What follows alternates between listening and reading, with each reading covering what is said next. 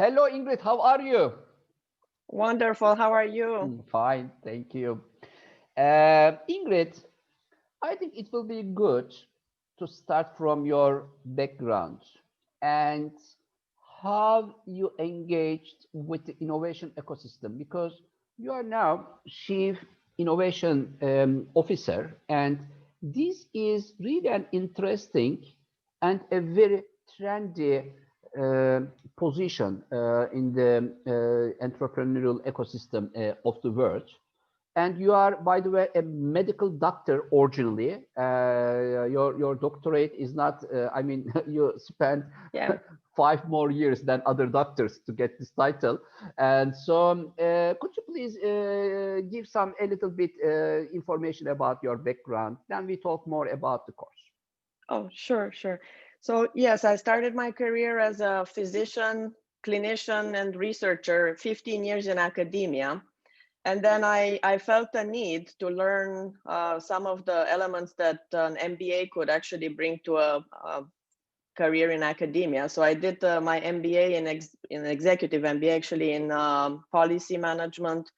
That was after 20 years after I graduated medical school, and then after that, I still felt that it was important to get a certification in entrepreneurship and innovation in addition to several other certifications, because each of them brought additional value to what we can do in an entrepreneurship ecosystem.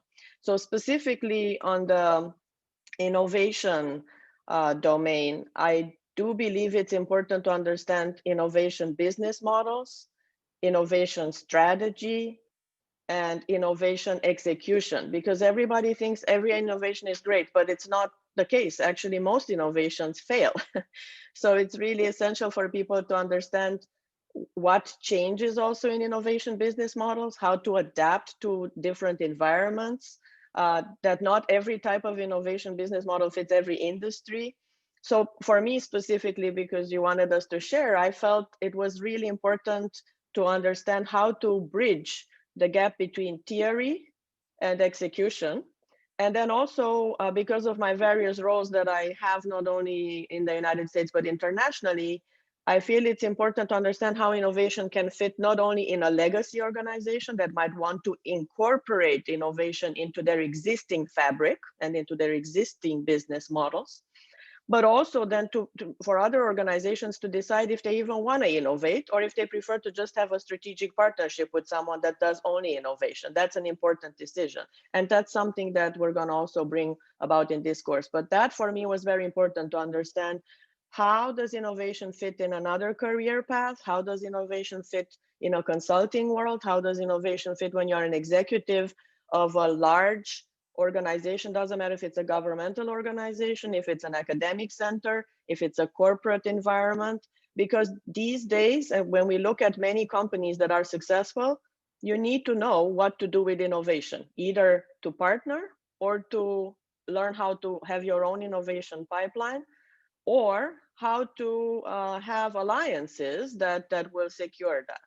And last but not least, for me, it was also evident that in this current digital era, to understand how innovation actually also helps and how the complex interplay works between innovation and digital transformation is a competitive advantage, is a must these days. When we look at some of the most successful companies, they all figured out how to keep the pace with innovation around them, at least, even if they did not want to innovate, but at least how to adapt and adjust and be nimble in this highly globalized environment. So I think my career is a great example why a certification innovation can be helpful to any executive and any professional that wants to be very nimble and versatile and know how to, when they do consulting or if they are in an executive leadership position, embed some of these strategic innovation roadmaps into their current other enterprise strategy, which is very important. So that's Ingrid, in a nutshell. Go ahead. this is something. As a matter of fact, you are not just going to teach after reading articles, making research. This is something you are going to lecture, teach after you. I mean, you are a chief innovation officer now, so you Yes. will come to the classroom from your office. Correct. So, uh, what what is the daily life of a chief innovation officer? When I am certified, when I complete this course successfully, what I am expected to do in my career life? So there are three general pathways that someone with this certification can do. If you have the opportunity to work in an organization where you have this role, then you are the one that has to design a strategic roadmap for innovation. You are the one that has to also implement this strategic innovation plan. You are the one that has to decide on how to maintain it and build a sustainable long-term model, because it's not just like you innovate and you're done. It's an ongoing process. It's a never-ending process. And that's a very important part that we're going to emphasize in this course. Innovation never ends. It's not like it's a project and you're finished. It's a continuous ongoing ecosystem kind of 360 model at any given time.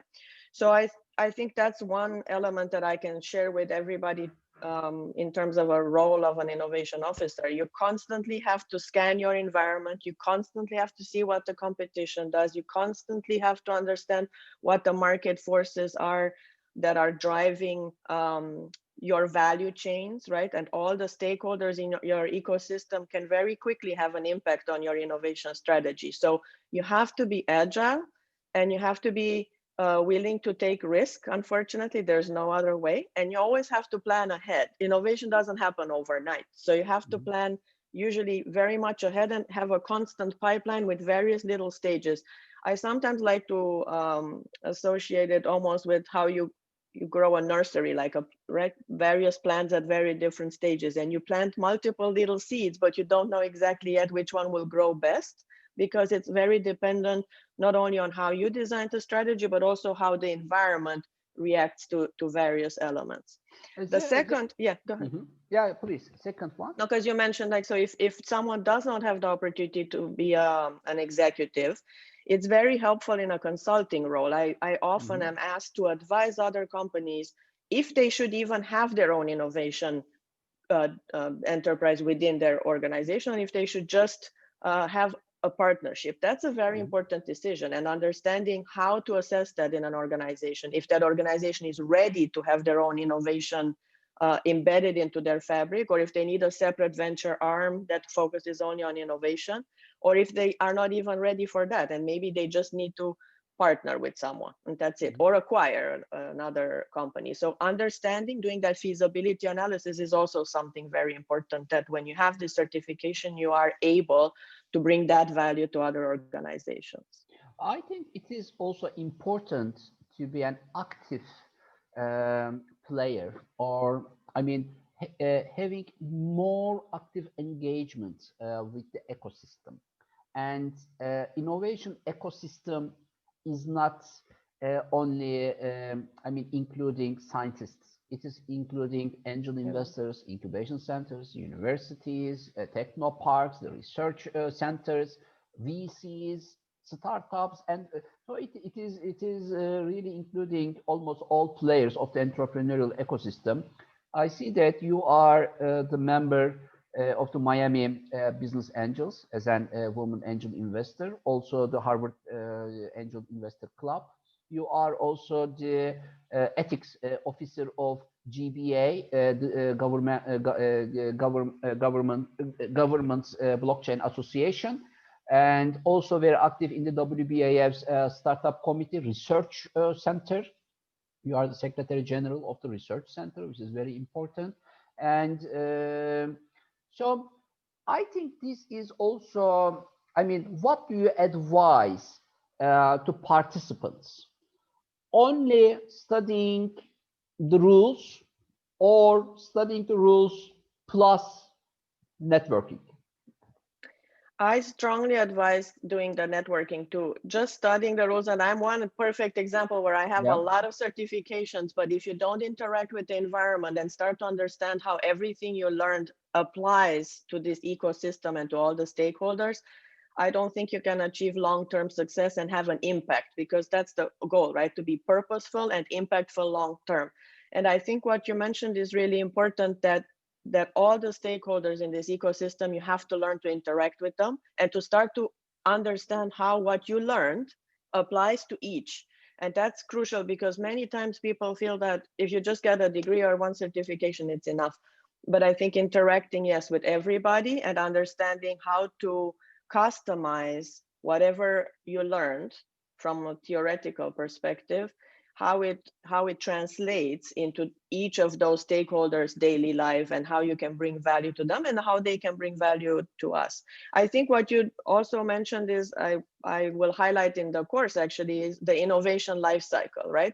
We're going to talk in the course about how you can be impactful as a leader at various stages of the innovation cycle, because different stages require different interventions and different strategic planning, right? So if it's an innovation that's scientifically driven, like a technopark or innovation incubator, it's a little bit different than if it's innovation that's in a large legacy organization that has a feeding incubator, right? That is much more focused to innovate, but focused on their current business model. So in the course, we're going to talk about how to incorporate innovation into various existing business models, or if you want to be totally disruptive, to develop completely new business models that are much more modern. The other part I wanted to touch on, you mentioned in this new environment, in understanding how innovation fits with digital transformation is really important, and the differences. And in the course, we're going to highlight that because everybody feels sometimes that they're synonymous.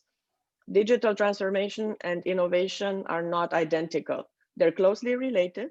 Sometimes one can lead to the other, but they're not identical. And understanding that is really important.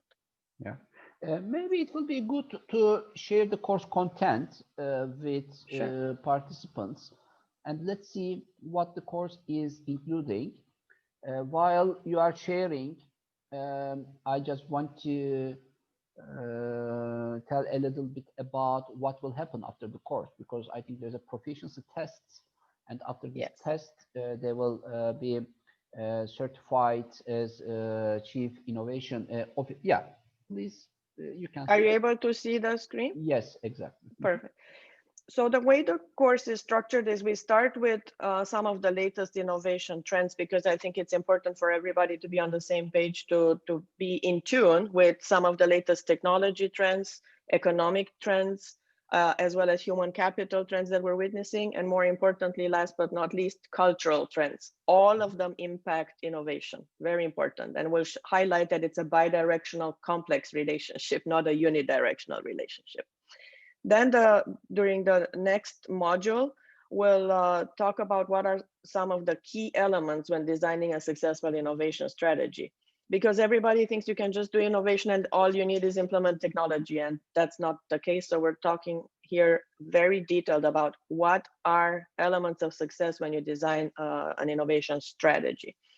And then also how you harmonize that innovation strategy with the rest of the whatever your enterprise is strategy. If you're a government agency, if you're a techno park, if you're an academic center, if you're a corporation of any kind, you want to understand how they work together synergistically. And then last, the next module is methodologies and techniques for implementing, because just designing is not enough. And that's where a lot of them fail. It's very important to understand how to implement and how to customize that implementation to each industry, and how that specific implementation will impact all other domains in your corporation or enterprise, whatever it is, which is one of the most frequent reasons why innovations fail. Everybody just focuses on a project as opposed to think about it holistically and how the innovation business model will fit with everything else. You can't have a completely dichotomous planning process. And then, very important, the modern innovation business models. Many times people try to implement an innovative product or an innovative device, but forget that the business model has to adjust too. So there are several new business models that we'll highlight, and we'll go one by one so that people get very comfortable when they graduate this course to deploy them. And then again, we highlighted just a few minutes ago, how do you build an innovation pipeline? Because if you just innovate and implement one project now, in a few months, you'll already be behind compared to everybody else. So you want to make sure you have an ongoing process. And how do you set yourself up for that from a financial perspective, from a marketing perspective, from a human resources perspective? So we're going to talk about all the other domains that are relevant in order to build this pipeline, and also how to manage that pipeline in terms of discarding innovation processes that you think are not going to make it. So having the strength to also say no and close projects is very important. Many times people cling to certain ideas and products. So agility is key, and we're going to highlight that a lot through the course, that you have to be agile and disruptive sometimes, and even disruptive with yourself as a leader. So otherwise it doesn't work long term. And then we're going to talk about the differences between agility and disruption. You don't, again, they're not synonymous. They are sometimes related, but you can be agile without being disruptive, and you can be disruptive without being agile. So we'll highlight that a lot, because these days they cause a lot of trouble, and a lot of innovations fail because of that. And then we're going to focus in module 7 on the innovation ecosystem, which I think is even more relevant now than it's ever been. We have a lot of new innovation models, but also a focus on purpose, impact, and how to be an exponential leader in building an innovation ecosystem. And when we say exponential, we mean that we live in an era where a lot of industries converge, and being able to manage an innovation ecosystem as a certified innovation officer, you need to be very comfortable to handle multiple domains. So you need to have a lot of technology acumen, a lot of financial acumen. You need to know, have very high digital fluency as well. So it's the first time in history where we noticed that this exponential convergence of technologies and multiple industries is really important in leading an innovation ecosystem. So that's like at very high level, kind of how the course is structured, but we're going to give examples throughout of companies that have made mistakes and did not recuperate, or companies that made mistakes and were able to revise. And then we also will give examples of companies that have succeeded. And it's always very interesting to learn from others how to do it better. And then we also talk a lot about elements of success. I think after this COVID issue, now expectations of citizens from municipalities are more about living in a smart city, because this is what is promoted now. I mean, don't touch money, use digital money. Don't touch anywhere, and don't keep your social distance, etc. So now smart cities will be very, very important, I think, in post-pandemic times. And I think this course is also fitting very well with the needs of municipality administrations. I think every municipality, every city administration in the world should have a chief innovation officer if they want to convert their cities to smart city. Isn't it, Ingrid? Absolutely. And actually, just in the last week, I had five of these examples where I was called to advise on how they can start this planning, because they usually start with one, like a smart device project or a smart building project, or with a smart smart money project, but then they quickly realize, wait, we need to adjust also 15 other things. So it develops into a larger project. And that's a smart city, you could say, is an innovation ecosystem, just a very large one, right? Yeah. So absolutely, smart cities and everything, infrastructure, you know, the devices that we will use, education, right? Everything. And by the way, it seems this program is for, let's say, for people who want to take a role in institutions, in companies, it seems. But in reality, I think startups, entrepreneurs can also benefit from this program. Yes, they may not become a chief executive officer, but they need this knowledge and experience and case studies, I think, isn't it? Because if they don't innovate, they cannot compete and they cannot raise smart finance from investors. If there is innovation, smart finance is available.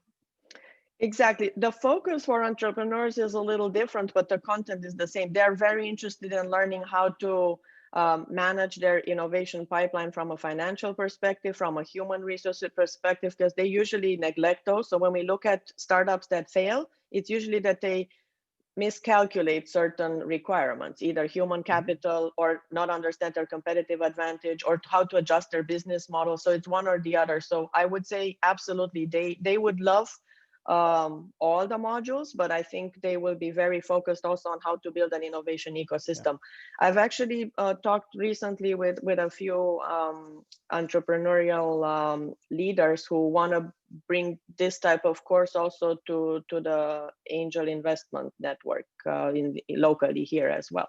Yes. Could you please show the cover of these documents?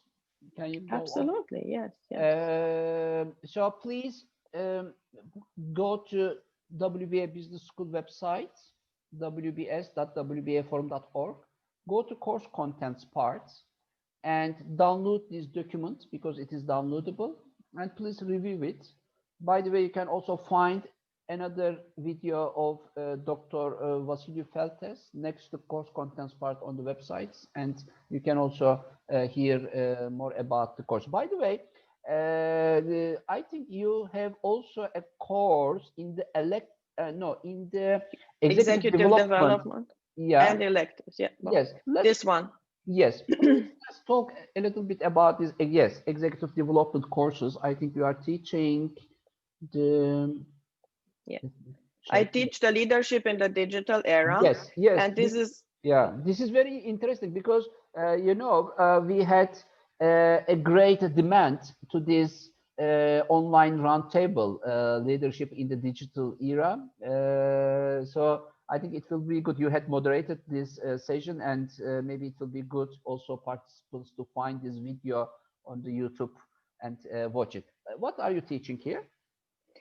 Yeah, and just to echo your comments, this is actually the most frequent request this year out of all the webinars that I do for most of the organizations that I work with internationally. Number one topic, even highly experienced leaders that felt very comfortable until now, they wanted to understand how they need to adjust to the digital era, because it's not always very clear to everybody what they need to adjust and what they can keep that still works very well. So what we'll address in this course, again, this was an organic growth based on needs from leaders in all walks of life and all types of government, academia, corporations, international not-for-profit organizations as well.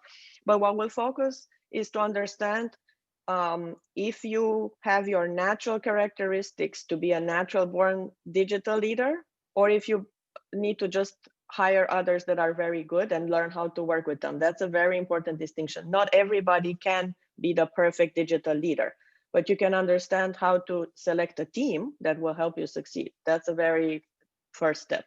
Yeah. The second one then is we talk a little bit about power dynamics, and this is not meant to be a negative term at all.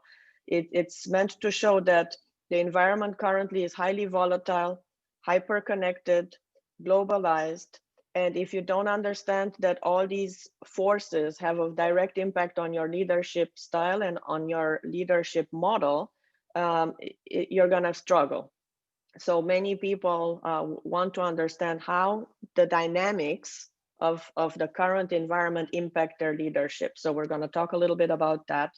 And then, very important, how have mediation and negotiation techniques changed in the digital era? Because people that felt extremely comfortable before to do mediation and negotiation live and in a non-digital, virtual, highly complex environment, they feel like they need to adjust to this high digitalization and automation environment.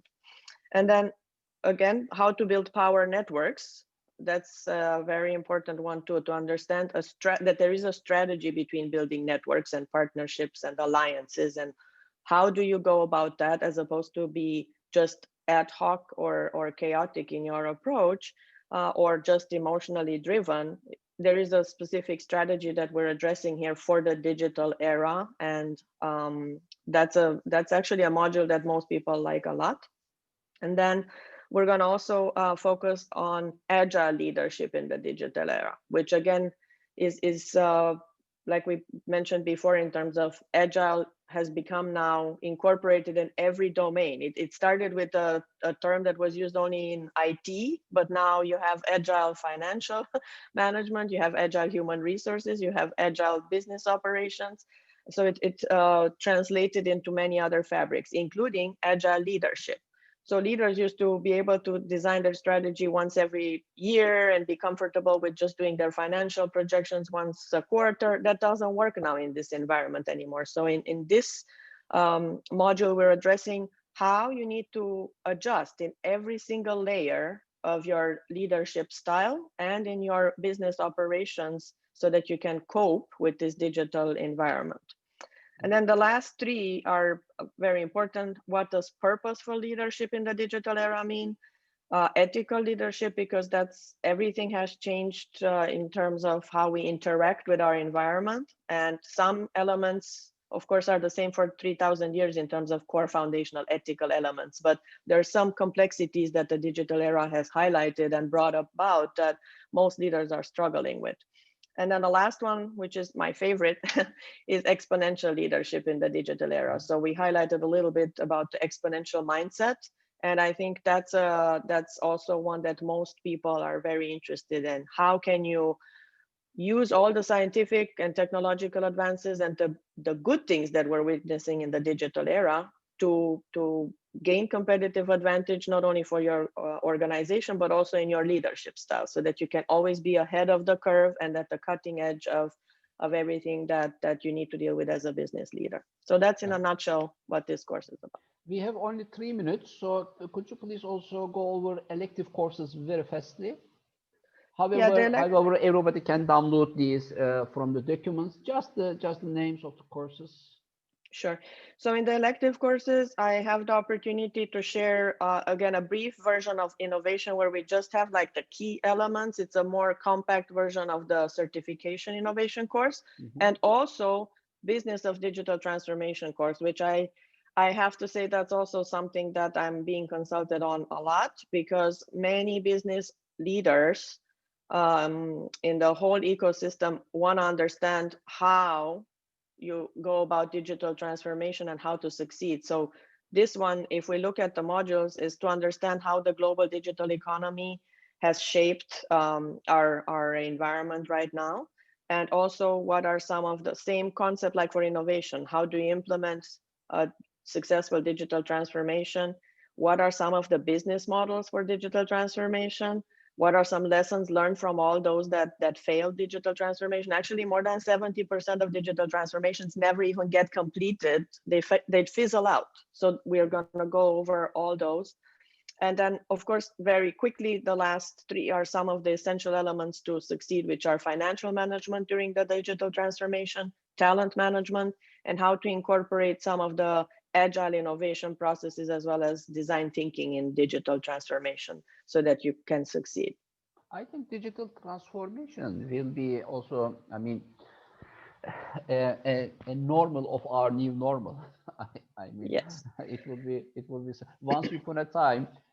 For example, total quality management. I remember some 15 years ago, it was very popular. Total quality management. Any company had to complete the total quality management handbooks, etc. So now it is time of digital transformation. But of course, digital transformation is quite different than total quality management. It ended, but this will not end, I think.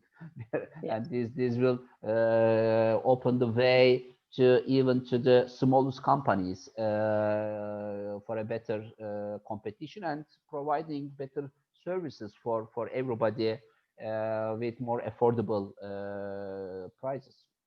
Absolutely. And I can share that you mentioned at the beginning, this one I also did for many years. Actually, this occupies the most time. I think this is harder actually than innovation, because sometimes you need to do digital transformation before you can start to innovate, or sometimes you have to do it at the same time. So it's very important to highlight the word, the business of digital transformation, because most people think that just automation or digitization is actually digital transformation, and it's not. So I would highlight to our audience to understand that it's the business that's important in this course, to understand how to manage it from all those aspects. Thank you. So startups, entrepreneurs, business founders, Yes. municipalities, the ministries, regional development agencies, governments, and also corporates, Absolutely. executives. They can all benefit from these courses. Ingrid, thank you very much for Thank you joining for the us. opportunity. And let's keep in touch. And I invite everybody to visit the website to download these documents. Then please visit the registration part to have an idea about the course prices. Short courses are, of course, more affordable than the long courses. After the certification program, you will have a proficiency test. 150 questions are waiting for you. If you pass these tests, then you will be certified as Certified Chief Innovation Officer by the WBAF Business School. And I'm sure you will find a rewarding experience by joining English courses. Ingrid, thank you very much. Thank you. Have a nice day, everybody. Thank you.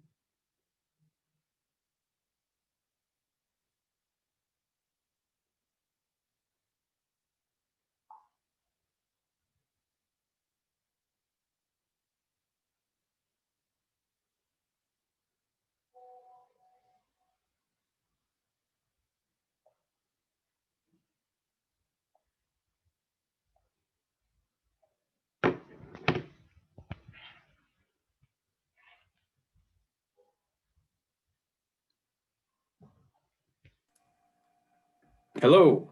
Hello, Antonio. How are you? Hi, very well. How are you doing? Thank you. Thank you. Antonio, let's start with your Yeah, background, how you are engaged with the global entrepreneurial and innovation ecosystem. Then we yeah. will come to your course. Okay, Floor is sure, yours. sure. All right, thank you. So my name is Antonio Rock. I studied mechanical engineering, entrepreneurship, and did a little bit of studies in philosophy and in quantum physics as well. I started my career in manufacturing of trains in Bombardier Transportation. I had several years of leadership in engineering, production, and manufacturing. I worked in international trade in oil and gas corporations. I worked with several executives worldwide on the oil and gas exploration and gas supply. I started working with global tech companies. I worked with EMC, and right now I'm working with Microsoft. Parallel to this, I was working with the UN. I was leading a global organization that got consultative status to the United Nations, and which we did try to help as much as we could during those times. We're still trying to help, obviously. And during Microsoft and also in other initiatives, I helped many many companies. Probably I help like thousands of startups to grow with technology worldwide in all types of situations, from people living in the middle of the village in Africa to leaders of leading organizations and corporations in all types of situations. So yeah, so I hope that my focus is really on digital inclusion, digital skills, sustainability, and space exploration. These are really the fields that I'm really focused, and I try to contribute as much as I can in any type of situation and in any type of industry with this course. Antonio, after Mr. COVID started traveling around the world, Oh, the digital inclusion became an important topic, I think, to consider yeah, seriously for especially governments, because we know that there are now millions of students in the world who have no access to digital tools and who have no access to internet, for example, yeah, yeah, and we cannot provide online education if they don't have this digital infrastructure. So, for example, I'm in the board of the Global Partnership for Financial Inclusion of G20, mm-hmm. and digital financial inclusion was very important. But now we are talking about, by the way, it is me who brought this to the attention of Saudi Arabia presidency, that Yeah, more yeah, important than digital financial inclusion is digital inclusion. Because if there is no digital inclusion, it would be a little bit funny absolutely. to talk Yeah, about yeah, digital financial inclusion, or digital education inclusion, or digital health inclusion. So you are also concerning about digital inclusion. What is your idea about this, and how your course will contribute to more digital inclusion in the world? yeah. So indeed, in the post-COVID world, if you don't have a computer or a laptop, you're outside of the system. You can't. It is very difficult to do business, especially remotely, if you don't have access to a computer. Um, this course is really well. We're gonna start by talking about ideas and exploring the ideas, some tricks of the trade on that sense, and we will talk also about. We're gonna discuss a little bit about the execution side or the product side, building a team side, and all of this. You have to do this all with a computer, and you need to have digital inclusion. A sneak peek of the course, actually, we want to talk about several global problems that need to be solved if anyone wants to become a billionaire.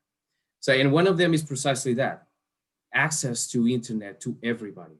This is a business on its own. It's a business whoever wants to pursue that. So the course in itself will will give the highlights and the tools and the visibility so that everybody can use the new technologies to start to engage in the collaborative world. Because in the end, we're all going to be united in an internet, uh, and that's the very important part. And just by doing that, it's a huge business. Anyone that can solve that problem, access to internet to everybody, can even become a billionaire and take advantage of it while helping the environment and helping people. So so yeah, in the future, from now on, if you don't have a computer, you can't be part of the system, almost. Yeah. So what are you going to deliver in your course? Could you please give a little bit more about the course content? Yeah, sure. So so the courses that what I'm proposing, it will have 4 modules. It will be spread into 4 weeks, and each week there'll be 2 hours of lecturing and some homework to do every week. So if anyone wants to have a nano MBA kind of thing, this could be the right approach. Because if you want to explore any type of idea, and I suggest that everybody aim to their wildest ideas. because doing the possible things makes us be where we are. So we need to aim for the impossible. So that's where the great things happen, really. And so I suggest everybody to grab that wildest ideas and use this course to try to have a plan to make them a reality. And it doesn't matter if it's if you're just selling cookies for your neighbors around the corner, or if you're doing a small agriculture farm to sell locally, or if you want to build a rocket to go to Mars or to the moon of Titan in Saturn, that really doesn't matter. I'll help in any way, in any strategy, in any type of industry, anywhere in the world. So that's not really a problem. And the aim goal is to really to explore those ideas that everybody has, and in a very quick shot, in a very short course, try to explore some kind of strategy or some kind of direction towards those ideas in 4 modules. So in as I was mentioning, in module 1, which is the introduction and ideas, and then module 2 that will talk about the team and how, and using a few tools, even if you don't know the people, how do you get along in some kind of compatibility. And then in terms of product and service, we'll be on module 3, where we're going to explore a little bit more about the innovation and calculated impossible. Things are not really impossible if you remove the noise from the mind sometimes. And the value of data unifies visibility, scientific research. Sometimes it's not just in universities that scientific research can be done. You can do it as well with a lot of security, obviously. And then prototyping and product development. And then module 4 will be the execution. We go through a very small business plan. Doesn't have to be a very, I know that some people say that it's not important to have a business plan. It is important to have some unified valuable points so that you can guide through them, and then you mature them through time. It doesn't have to be a very extensive, ginormous thing, but even if it's just 1 page or 2, it's very important to align the ideas. So in terms of then our marketing and network, some tricks, I'm going to share some hundreds of free tools that people can use. We can start for free. Some institutional strategy, a continuous improvement so that you maintain the business, because many startups, they don't survive in 10 years. Probably is that it's very great to start a startup, and it works on the first year, second year, but you always have to have that visibility to maintain the startup for the next 10, 20 years. It's very important. And then of course, a little bit of financing, but this is in a very compact way, as I said, in a very quick shot to give you a direction of what you can do in any of your wildest ideas. I think who can benefit from this course? I mean, startups, I mean, founders, executives, governments, municipalities. Yeah, anyone that wants to explore, anyone who wants, even if you're working in the corporate world, you want to explore a new idea, and of course your board members approve for you to explore that. And you want to explore that, you can come to this course and say, hey, I don't have too much time. I don't have to go through 3 years of an MBA or something. So this give me a quick snapshot in 3-4 weeks. I'll have an idea of how can I, or more or less a direction, because this is not an in-depth thing, but it's just indicative, and you can quickly see where this could go and how could things happen. And you will, sorry? A route map. Yes, yes, Mm-hmm. Yes. That's the thing. And as I said, it doesn't matter what type of industry, what type of situation. It's for everyone. Innovators, people who wants to start their own business, startups, marketeers, small business owners, entrepreneurs, any person who would like to explore that. You are leading, or you were leading a team in the Microsoft in UK. So what is your experience in team members, Antonio? I mean, in the innovation system, ecosystem in the globe, what do you see? I mean, do you say, can you say that, for example, if my team members would complete such kind of courses, then they would perform better. I mean, do you have such kind of an observation globally? Yes, because on our second module, we're going to talk about the team and how and some tools that would allow to avoid friction of personalities, for example, and that will help quite a lot in some, especially when you don't know people and you are trying to approach them for the first time, and that is a very it's a very important thing so that you can build a team, and there's a factor of also of course of personality and tolerance. I knew a few guys in from actually from Shell that they put together a team of people that they didn't like each other, but in the end, after working together, they build some bond between them and they actually achieve that objective. So congratulations to that leader, because putting a team that don't like each other together and achieving an objective is absolutely fantastic these days. Yeah, yeah. So that is a very important. So there's a few tricks that people can try to avoid. So because human capital is a very important thing. Is the foundation of the company. If you have a company that works in harmony, it's almost like an orchestra. That is a very important thing, and putting all of that together, it's very challenging. So I think talent management should be a key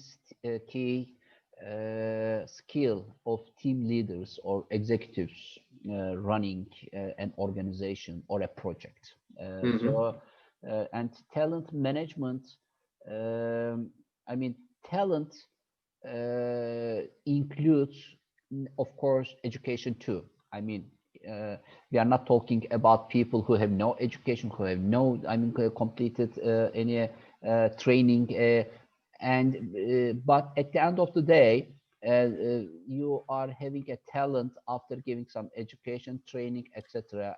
But talent is not important alone. I think talent manager is very important to benefit from this talent. So I think the team leader is very important, and I think it will be good for all project leaders, team leaders, executives to have such kind of trainings too. Yes, and there is a module also, a part that is especially focused on ethics, and if you have that present, that the component of ethics socially and also now environmentally with sustainability, if you engage with that path, you will see that many of the conflicts could be avoided. Ethical governance, as a matter of fact, is directly affecting the value of the impact and also the company valuations. Ethical governance is now very important for investors. Absolutely. And some years ago, big companies were carrying ethical governance issue. Now, even the smallest companies started talking about ethical governance. They are giving more importance while preparing their mission statements. I remember when I launched my business 25 years ago, I was not carrying the mission statement, the mission, vision. I mean, what is this code of conduct as all-time consuming issues? Because I was an entrepreneur. I was just focusing on the product, consumer marketing. These three words were very important for me as an entrepreneur 25 years ago. But I learned by time, as a matter of fact, entrepreneurs can make money by selling coffee, that's fine. But smart entrepreneurs can kill two birds with one stone. They can also make money by selling the companies they established to make money from this coffee. So, but when it is time to Starbucks is a good example of that. Yeah, for example, and Starbucks co-founder Zev Siegel also delivered a very good message in the opening ceremony of WBAF last February, and he also mentioned about this thing, focusing on the value you create for economies, not only for the value you are creating for your consumer, for your customer. Yeah, So if you want to kill two birds, then you also have to focus on the ethical governance, the mission statement, vision statements. So I think it is very important to alert young entrepreneurs. Young yeah, entrepreneur doesn't mean, I'm not talking about the age. I mean, if you are yeah. establishing your Starting as an entrepreneur. Yeah. yes. So in the very early stage of your establishment, start considering the ethical governance issue. I think it will be very It is right now. The world is going through um,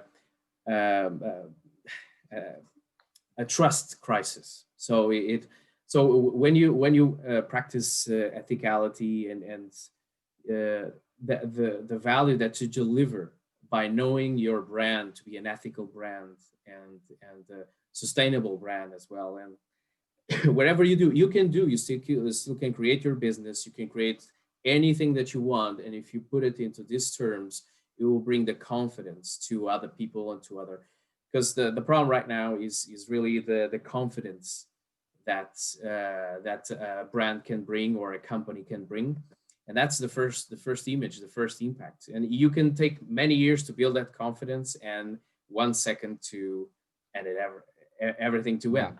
So it is very important that you apply for those rules and you learn about it. You learn, actually in my times of in mechanical engineering, we had on the National Association of Engineers, we had some ethical course, and I remember that time that the professor used to say the awareness of ethics is the most important thing, because sometimes you don't know that you're violating the right of others and you are doing that. And so the awareness and the knowledge. So it is very important to increase the sphere of knowledge. Going to university is not a bad thing, as people say, is a very important thing. And the courses right now in university are very expensive. So that's where this innovative initiative of yours by itself, it's because it's a real innovative initiative, and I congratulate you for that. Thank you. It's making the difference to probably millions of people who don't have access to or don't have the time to go to a university that is a very heavy infrastructure to deal with, and will be able to gain that knowledge through their path and through their experience. So yeah, The, so the awareness is knowledge is something very important. the advantage of entrepreneurs of today, Mhm. I think, is now knowledge is accessible and affordable. This is very important. I Yeah. think Mr. COVID introduced or pushed all of us to come together on online educational platforms. So I think this became a very good revolution in educational world. It is, because the organization, there's so much knowledge in the world. Mhm. The internet is a massive amount, but the valuable and organized, specialized knowledge is the most valuable thing right now. And to Exactly. organize that knowledge, it's a very important things.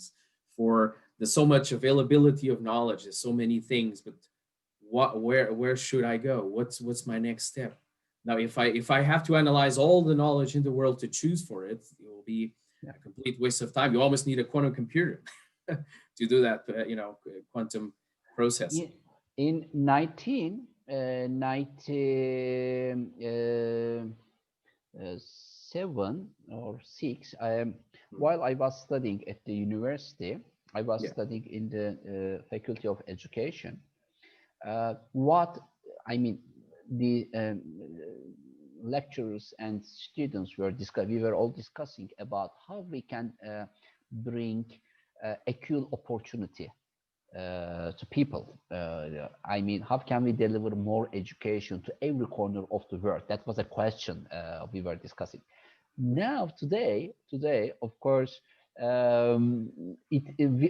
don't have such kind of a question. The question is different. How can we have a better digital infrastructure, a better bandwidth to deliver more education, faster education, Absolutely. high quality education? The nature of the question changed, and I think governments, policymakers have now more responsibility to help entrepreneurs who are trying to deliver more education to the world online, because this if you have internet in Himalaya, on the top of Himalaya mountains, then if you have internet, then you have access to knowledge. This is very Yeah, important. that's In right. the past, that was not the case. You have Yeah, to yeah, go down and take bus and go to the station, take flight and go to the university. Now yeah. today, Yeah, that's right. now today, this is not the case. I think what you are doing is great, Antonio, and you are connecting digital inclusion and innovation Yeah, with each other.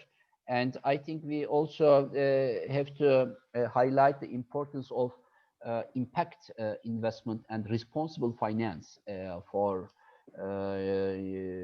post-pandemic times, because um, these two keywords will be more worded in our daily life, in the daily life of macroeconomy economies, and also it will be worded more by governments.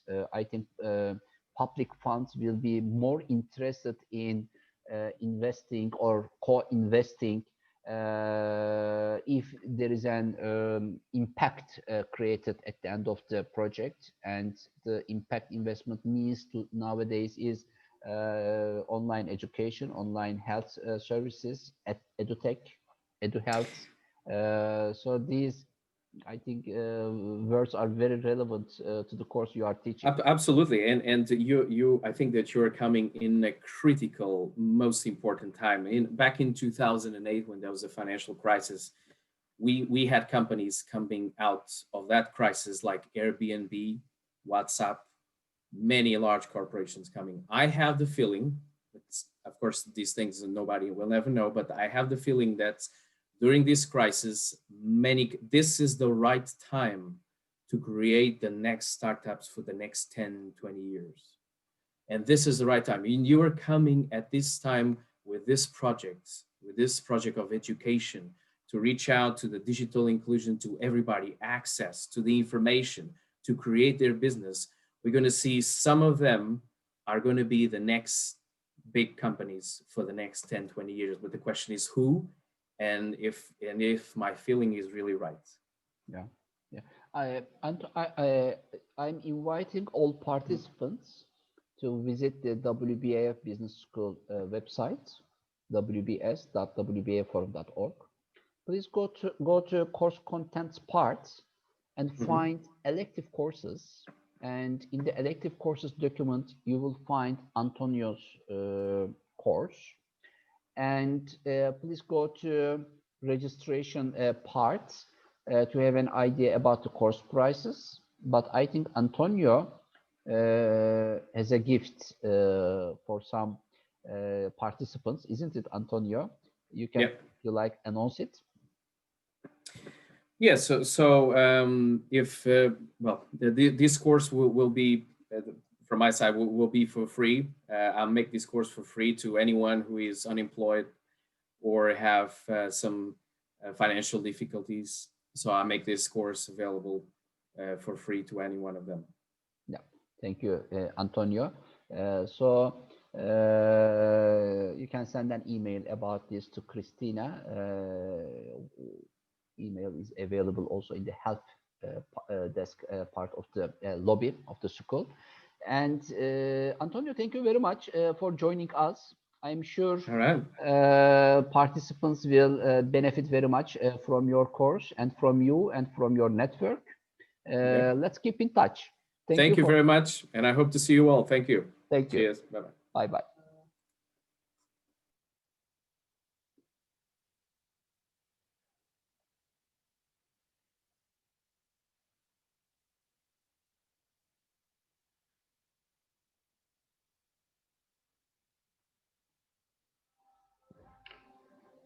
Hey, Bebas. Hello, Fabrice. How are you? I'm very good. Yes. What about you? I am very good too. Are you preparing for Christmas Eve?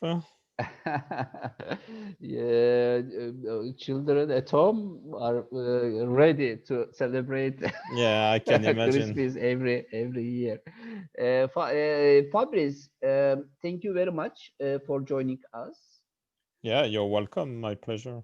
And before moving to course details of the business mentorship course, it will be good to hear from you about your background, how you are engaged with the entrepreneurial ecosystem, and why do you think entrepreneurs or investors or academic world needs this course. Floor is yours. Thanks, Bebas. Yes, so my background. So initially, I'm an aerospace engineer, even if I only work, let's say, 2, 3 years maybe as an engineer, because very early in my career, I transitioned to business and entrepreneurship.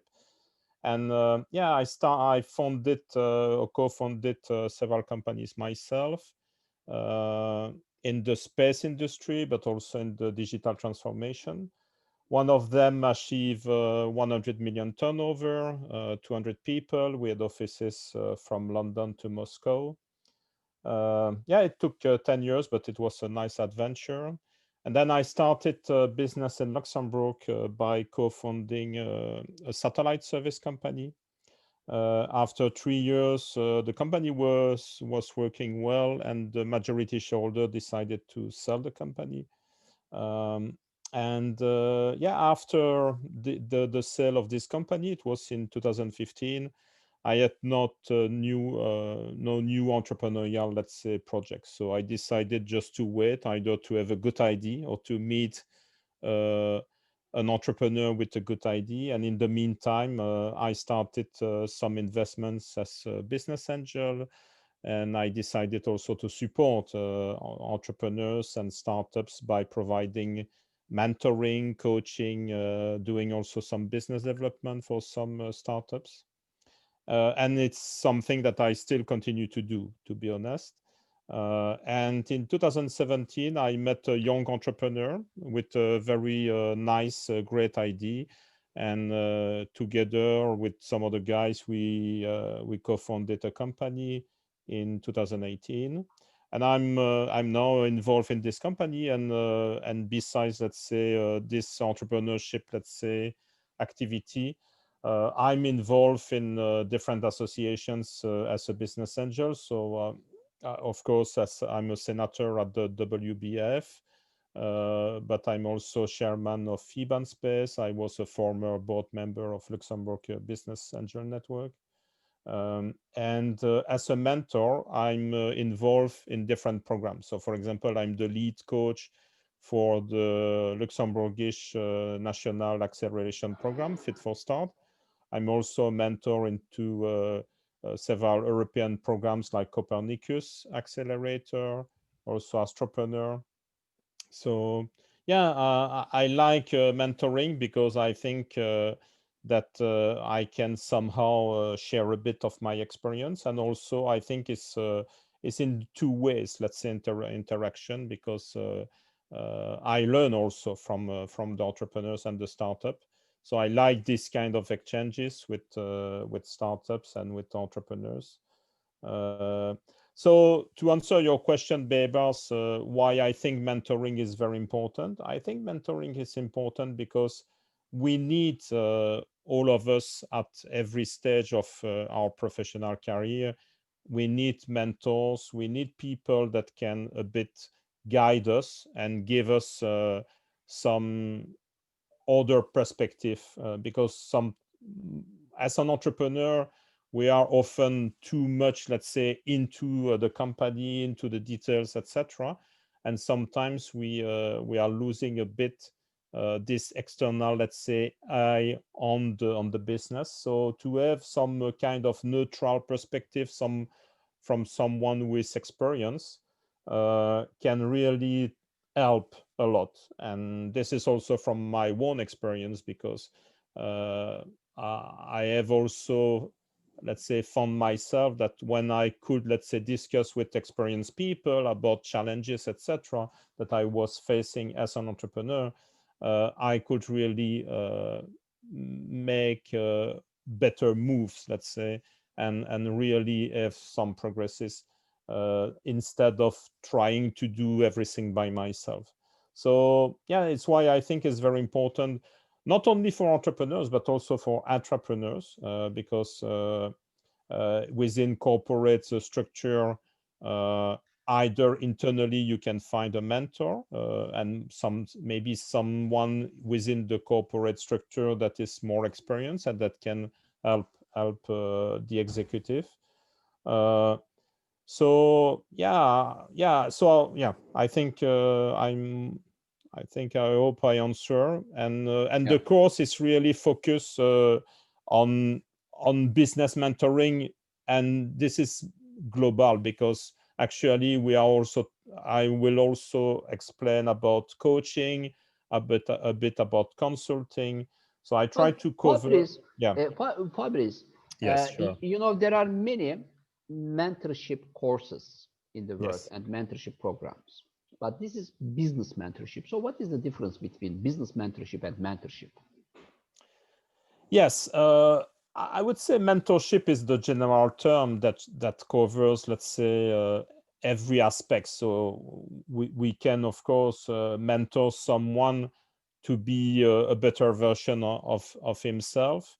And this can, of course, relate to professional skills, but also at some point to some, let's say, personal skills. In the business, let's say, business mentoring, we are really focused on the business side. So what we try is really to get the person much better in his business, which can be again either, let's say, to lead a startup or maybe to lead a division, a department within a corporate structure. And so I think this is very important, is that in the business mentoring, we have a clear focus on the business side and probably a bit less on the personal aspects, even if at some point to solve some issues on the business side, sometimes we have to challenge the person on some personal aspects of his life. And I it's think, what, yeah. I think if, for example, a participant wants to deliver a mentorship service to university students, for example, how they can be more successful in the university, or a career planning for their future life, I think this course is not for them, isn't it? This course No, is, not really, no. yeah, because I think we should clarify it here, because this is only for business mentoring, and it will be very good, I think, to have a little bit entrepreneurial background or entrepreneurial education before starting to present a business mentoring service individually or as a member of a group. I think it is important. If you have never established a business or became a part of a startup venture or became a part of a social entrepreneurship project, then it is very difficult. It will be very difficult to support people, startups, entrepreneurs, or investors, even investors, in their mentorship as a business mentor. Isn't it, Fabrice? No, I fully agree, and it's why in the course I bring the notion of strategic advisor, because in my opinion, a business mentor is also someone that can really help at strategic level, and again, either as mentoring, so really to try to guide, or and generally the mentoring relationship can last 1-2 years. Coaching, which is more to try to get some performance and to really try to act at for very specific, let's say, topics. And generally, a coaching program will probably last a couple of months. And consulting to try to solve some specific issues. But in any case, it's a strategic advisor because it really intervene at strategic level, generally for C-level people, either entrepreneurs or executive. And it's probably where the course will be the most beneficial is for these kind of people that really want to enhance, let's say, their mentoring skills to act at this kind of level. So probably at the C-suite level, yes. Yeah, I think we have to clarify because these three terminologies, I mean, mentor, consultant, and coach. These three words are a little bit, I mean, have gray areas, and it is sometimes people are confused with these terminologies. I just want to give an example. Uh, if you have a business idea, then if you want to develop a business plan, a business model, how to develop it, then you may, yeah, you may need a mentor. But if you want to learn, for example, your mentor says, hey, this business works very well in London. But if you want to learn how to go to London with the cheapest price and which travel agent provides, then you need a consultant. Consultant will tell you, hey, go to that travel agent, find that person. He or she knows the most practical way to buy this flight ticket with the most affordable price. This is consulting. You are getting a consulting service. But you may also need a coach because the coach, your coach, will tell you, hey, you know what to do, you know how to do. You will go to airport, and when police asks you your passport, please smile. Yes. Don't throw your passport like this, because if police doesn't enjoy you, then he can ask many questions and you may miss the flight. So your mentor and your consultant, okay, fine, but if you cannot fly, then you cannot reach your goal. So coach will give some advices to you about your personal characteristics. Maybe he will tell you, please come on time. I know you are getting up, you don't get up early in the mornings and your flight is early in the morning. Please be careful. And when you go to airport, don't speak loudly. So such kind of personal issues are under the scope of coaching. So at the WBA Business School, I think we have to discuss more about this personal strategic advisory board of participants at the school. We will talk about it a few minutes later. But before that, is it the course content is close to you that they are going to download? Can you share it? Or if it is not close to you, then it's fine. No, I can share my screen. Just 1 second. Huh? Participants can find this document. Yeah. Anyway, in the course contents part of the WBAF can Business you see School. it? Yes. Can you show the cover of the document? Yeah. So this is this. Yes. Qualified Business Mentor Certification Program. Please download this document, and you will find the content here. Let's check. There let's is check the content. modules. Yes. Let's so check the content. modules. Yeah. So the module 1 is really an overview of the global business ecosystem. So there I will explain about, okay, what is a startup, what is a scale-up, or a company, let's say, interact with the different members within the ecosystem. So it's really to try to put everyone at the same level, because I guess that among the attendees, there will be some different understanding. So I want to have everyone at the same level.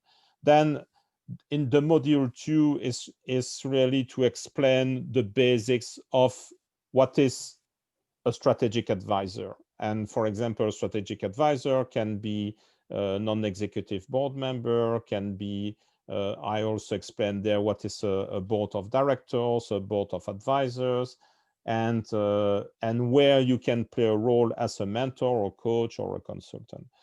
Then in the module 3, we will really see the basics of the mentoring, and and there is really all the basics how to prepare to be a mentor. Also, the basic differences between mentoring, coaching, consulting. Why you need to really act by asking questions, how to formulate powerful questions, and these kind of things. In module 4, it's about really how to develop people, because it's all about at some point developing the people, and we will see that there is this S-curve of development of people. And generally, you have, when you start, you see that people are very, let's say, at the bottom of the curve, and your purpose after the end of a mentoring or coaching will be to get them at the top, so that they master either some skills, or they master some they become master in their business or in their market. Then module 5 is how to interact effectively. And this is a very important module to use emotional intelligence, to really ask good questions that I call catalytic questions, etc. Here we will do, there will be a lot of, I think it's a very interesting module, and we will have also a guest speaker. Module 6 is going even deeper into that, with really a lot of examples of, for example, difficult people. So how you can really ask the good questions, etc., because there are some people that may be a bit complicated in front of you. Delivering the services is all about how to contract and to make agreements, how to set, how to be remunerated for your services. So it's really I would say, how you are going to sell somehow your services. The module 8 is how you are going to market your services. So how you can So promote. let's clarify what are these services about. But the services either as a mentor, a coach, or eventually as a consultant. So I am going to establish a mentorship service center or mentoring center, something like this. Might be both. I mean, it can be as an individual that wants to start, let's say, some mentoring service, or it could be, yes, if it's a professional, I mean, a group of people that wants to create a kind of coaching firm, etc. I think it's also applicable. I think it's yeah. Okay. So and the final module, the module 10, is a panel. So there will be a mix between lectures and also, so for example, break session. The first one is mainly to get together to know each other. There will be also some progress check in the form of a quiz. Not all modules, but most of them, and I think it's very nice because it's a bit to test what has been taught, and it will help you for the final assessment, I think. There will be some guest speakers. For example, for module 3, someone with really experience that did a lot of mentoring. So I think this will be very insightful. Developing people, you will have an assignment to prepare your personal roadmap, and if you do this, you will be able to to ask for a personal roadmap for your mentees or coaches. In the module 5, we will have a guest speaker with someone who is very experienced in emotional intelligence, in personality. So you will be able really to benefit from this guest speaker. In module 6, yes, it will be a breakout session with a case study. So this you will be able really to apply, let's say, what you have been teach to a very concrete case study. In the delivering of services, there will be a guest speaker with an experienced coach and mentor that will explain exactly how he is doing himself. And in the marketing, you will have again an assignment to develop your own marketing plan. So you will already be somehow prepared if you have to launch your own services yourself. And after the final panel discussion, you will have the third assignment, and you will have to prepare your global advisory and guidance framework. And with this, you will be fully ready to launch yourself. And the final module is the assessment, which will consist of online tests of about 2 hours. So there are two different profiles here, I think, who can benefit from certified business mentorship course. The first profile is, I want to support entrepreneurs and startups. I'm coming from an entrepreneurial background. I'm an investor, and I want to learn how to do it. So I can join this course. The second profile is, I am selling mentorship services to entrepreneurs, to startups. I'm not an investor, but my main business is mentorship. I'm making my money from this business. So I want to make it professionally.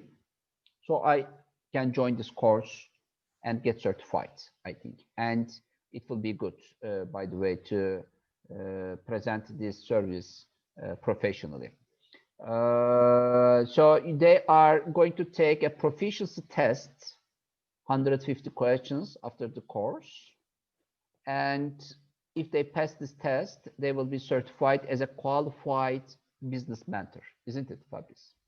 Yes, it's correct. So no, I think you summarize well. So the program is really to develop this strategic advisory vision, to build productive mentoring, coaching, consulting relationships in an international business context.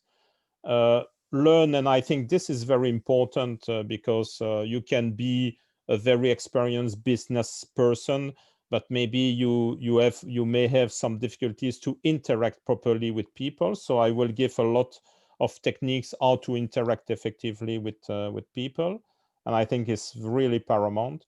And also how to communicate and to deal with difficult situations, because from my own experience, sometimes you can really face difficult situations, and if you don't have the right tools, you may be a bit lost, let's say, in the situation.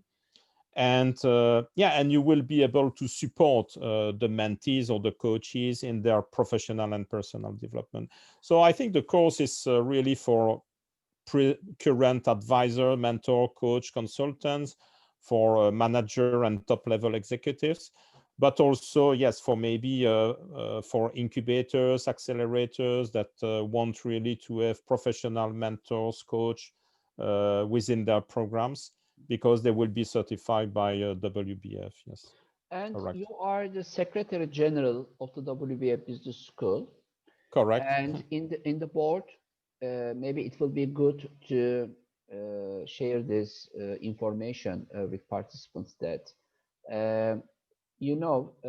any participant of the WBAF Business School, any participant of the certification programs will have a strategic advisory board. And this board is going to include 3 people: one mentor, one consultant, one coach. And I think they will take a preliminary test, isn't it, before establishing this board. And according to this assessment test, the school is going to develop this individual advisory board for them, strategic advisory board. And this is unique in the world, by the way. There's no training program, a school assigning 3 people for one student to support them through mentorship, coaching, and consulting. So WBA Business School is going to recruit, assign the graduates of the qualified business mentorship course. So as a matter of fact, I think it will be very beneficial and instrumental for the school to have to give this assignment to the graduates of this course, because we know what we are teaching and we know what we are expecting from them, and they know what the school is teaching and what the school is going to expect from them. So this course is a very practical course. I think it will bring the opportunities with itself immediately after the first graduation. No, correct, and that's true that this advisory board is really unique in the business school. And what is very important, and you mentioned it, is that it will be customized to the people. So we will try to find the right people according to the particular profile of the attendee. And I think this will benefit to really the success of that person in his future career. By the way, your book is on the way, I think, isn't it, Fabrice? You can also mention about your book, which will be available very shortly in the bookstores and also online. I think it will take still some time, but yes, I'm working on a book, and it's mainly a book about entrepreneurship. I have also a project to work also on another book about business mentoring, but this probably will happen next year. Next year, yes. I will keep updated about this. Yes. By the way, from March on, we will start almost all programs. I think the first term, the first course will start around March or April. And if you are thinking that you don't need this course, but you just need a certification, then you will also be able to register for the proficiency tests and try yourself. Maybe if you, after taking this test, you will decide if you need this course or not more clearly. So the test will be available in June, by the way, after the course ends. So I mean, for the March session, it will not be possible to take the test and then go to, but after June, it will be more possible. I think there are also some registrations, Fabrice. Congratulations, and thank you. Let's keep in touch. Thank you very much for sharing all this information. Anything else you want to add? No, I mean, in summary, I think it's, I would say to promote a bit the course, that I think it's a very interesting course, because not only there is really the landscape of what is today doing business in an international context, how you can act at strategic level, how you can interact at a personal level. So I think even if you are not a mentor, I would say that many modules are interesting just as to maybe be a better, let's say, business executive or a business or a better entrepreneur. So in my opinion, it's a quite interesting course for anyone involved, in strategic and entrepreneurship activities. Yeah, Fabrice, thank you very much. Thank you, Baybars, and Merry Christmas to all, and Happy New Year to. Thanks. Happy New Year. Thank you. Bye-bye. Bye. Bye-bye.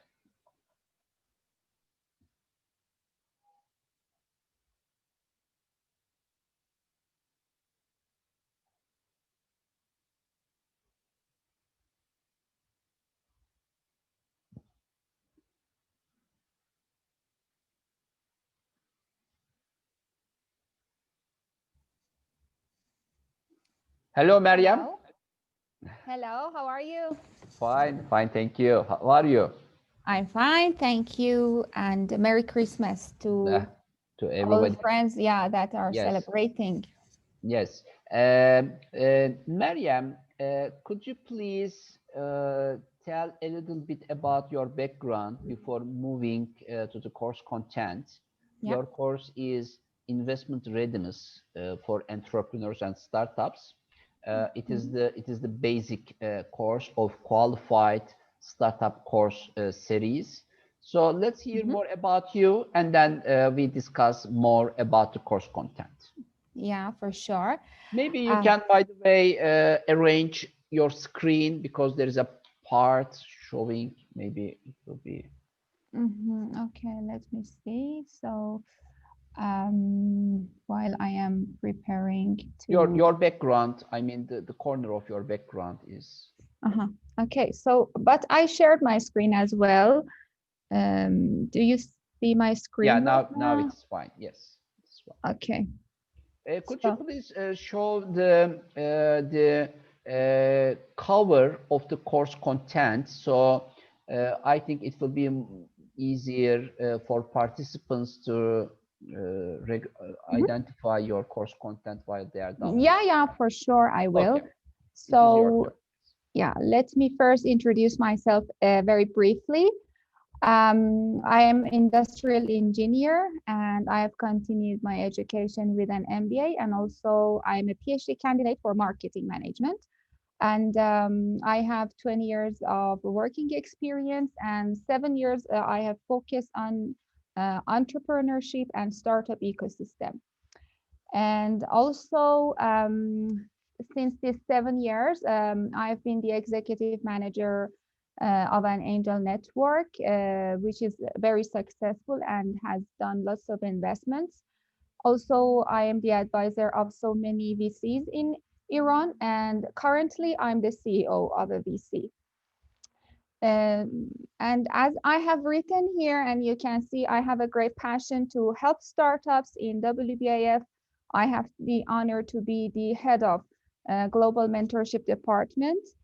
And generally, I like to share my knowledge and experience, and mainly the practical ones, with entrepreneurs in order to help them um, get off the ground their businesses. And that's why the course that I am teaching in WBAF Business School is Investment Readiness. So if you think that my introduction part about myself is enough, because I don't want to make a marketing about myself. I have, for example, I'm the assessor of European Foundation for Quality Management. But I think it's better to focus more on the, let's say, entrepreneurship background. But meanwhile, generally speaking, since this assessment issue and my background as a business developer, I believe that entrepreneurs need to have a discipline. And in this investment readiness course, we are going to help them that despite this entrepreneurship journey is very complicated, very frustrating, and maybe for each entrepreneur, it is really a unique journey, but it doesn't mean that there isn't any process or structure. So we are going to talk about the globally used tools and frameworks in the course, which are really helpful and can increase the productivity and success rate of the teams. So if you want, I can introduce a little bit about the course as well. Yes. Okay. But before that, why does an entrepreneur need an investment readiness course? What happens if he or she doesn't have this course? What happens if they are not ready to raise funds? Because most entrepreneurs think when the business model, when the business plan is ready, it is done. So, is preparing a business plan enough to convince investors, angel investors, to put their smart money to their businesses? If not, then this course is filling which gap? Yeah, it's a Because brilliant question. you delivered this course in Croatia to WBF Croatia country office in person before COVID. You could fly to Zagreb. You had students, startups in this course. Then you delivered this course to startups of Nigeria through the biggest technology park of Nigeria. And you were hosted by an angel network in Abuja. And you are now lecturing to startups of Bahrain. And I think tomorrow you will have the final the last session. session for startups of Bahrain. So you lectured, and also in the World Congress of Angel Investors, you always deliver investment readiness intro parts as a course to the global fundraising stage startups. So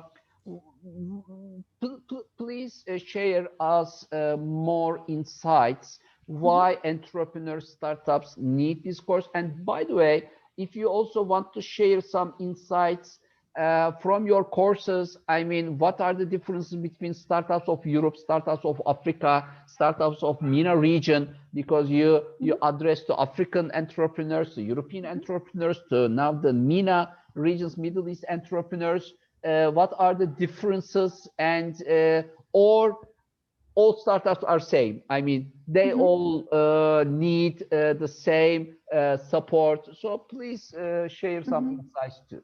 Yeah, for sure. About your first question, I need to mention that mainly in this course, let me talk about from an investor point of view, because mainly we are trying in this course to make the attendees familiar with how does an angel investor evaluate an investment opportunity. And mainly when they are observing a deal, in the beginning, they are trying to understand what are the risks. There are different categories of risks. Some of them are related to team, some of them are related to business model, some of them are related to financials. So in the beginning, all investors are trying to understand what are the risks, because you cannot achieve anything without risk. So if there are some risks, for sure there are some rewards. But because the appetite of investors are different about risks, they need to understand. So in this course, we are trying to just tell the attendees that how the investors are looking at your deals. And for instance, when we are talking about the risks related to team, and as an investor, I am observing and evaluating any deal about different criteria. So when I am talking about these things in the classes, I am trying to open and explain everything about team building and the points that are important, the practical points, that how an investor is observing your team. And the ultimate goal is just to help them, first of all, create a success. And for sure, if you are creating a successful venture, then investors will be interested in your deal. So we are opening these things. So we are, first of all, trying to talk about the risks and the elements that are very important in order to make a successful venture. And we are opening from very early important things. As you can see here, at a glance, you can see the modules. We are even talking what is the difference between a startup and a lifetime company, which sometimes many entrepreneurs don't know. And they get rejected from some investors telling them that you have a good idea, but you are not a startup. And sometimes they don't understand why they are not a startup. So we are opening everything about these aspects, about the scalability, about the growth DNA.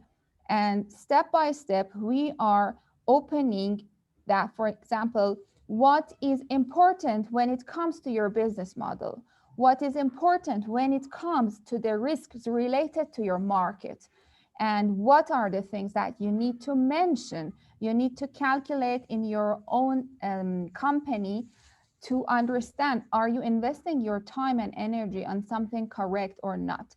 So by going through all the modules, first of all, they will achieve creating a good and successful startup or venture. And then, as I said, when you are creating something good with great KPIs, then for sure investors will be, okay to invest in your venture and accompany you. And also, we are providing a good opportunity for attendees. They can pitch in front of WBAF Fund executive members, which it is also a very great opportunity, and they can learn so many things from this Q&A part. And if you, I think it's good to open a little bit about the course here in this image.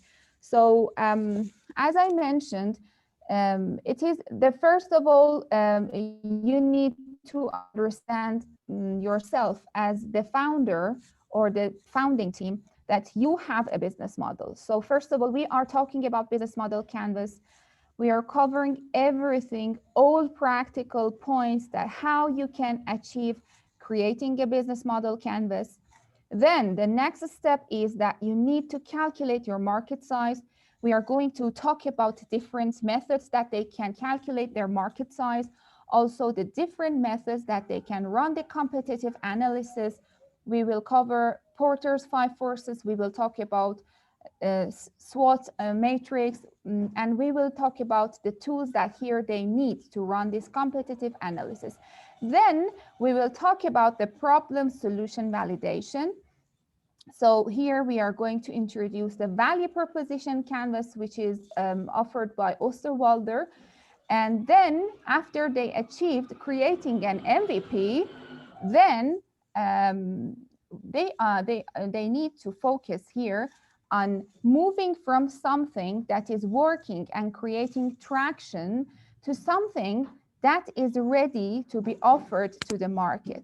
So here it comes that they need to understand practically how to do this product market fit, and also how to validate the right side of their canvas and also the left side of their canvas. And at the end, something very important, which it is also crucial for the founding team and also the investors, is here we are opening the KPIs, the very important KPIs that they need to put them in their pitch decks, and they need to be aware of them to monitor the performance of their startups. And after we finish these all levels, we will cover that how is a very good slide deck structured, what should be the contents, and also some recommendations from the experienced angel investors, and how to have a good and a professional and also ethical negotiation with investors. So this is the whole story that is happening in the course. And if there are questions from our attendees. Mariam, I think how many slides you have in the course? Because it is not only this slide, I know. How many slides in total you are using in your course? I believe it is something around 200. Yeah. 200 slides. So Yeah. how many days does it take? I mean, I think it is 5 days, isn't it? It is preferably 5 days, but when we want to have it something like intense, it is 2.5 days. 2.5 days intensive. Yeah. But the Bahrain course, I think, is 5 half days. It is Yeah. something like this. Yeah. And the good thing is, in the final session, startups are pitching, making a real pitch to WBAF Angel Investment Fund Executive Investment Committee. I think it is Exactly. also good. So it is not only a course that you learn, but you also practice, and you also find an opportunity, maybe if there is something interesting for investors of the fund. It is also a good opportunity. Yeah, for sure. You are learning, you are using the learning management system of the WBAF Business School. And through this learning management system, I think you have some videos, case studies, and Exactly. downloadable documents, the checklists, etc. I think it is really good to have all these downloadable documents in the back of every each startup. What Yeah, is it this is. about? This is Introduction to Global Startup Yeah, it is Ecosystem. Yeah. here. Yeah, because we have mentioned here that they can take a look at the all modules here. We have 8 modules. So here they can see, I think this is something that if they need, we can share with them. Module Yeah, by please go module. one by one. Yeah, please go one by one in each, Yeah. what is in each module. Okay, so in the first session, usually we are talking about the global startup ecosystem and the terminology that they need to be familiar. As I mentioned, they will learn that what is a startup and what is scalability, with very clear examples by, for instance, comparing Deloitte with Airbnb or Uber with the current, with the previous, let's say, taxi hailing agencies. We talk that what is the scalability that venture investors are looking for. And also we will talk about the startup development phases and the life cycle of it, and how is the overview of the funding process.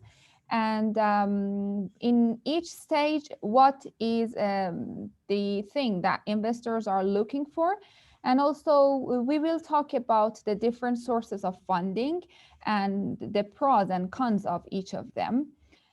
In the next module, we usually start talking about the business model, and we go through the business model canvas, which is presented by Osterwalder, and block by block, we will just explain in details that how each block needs to be completed.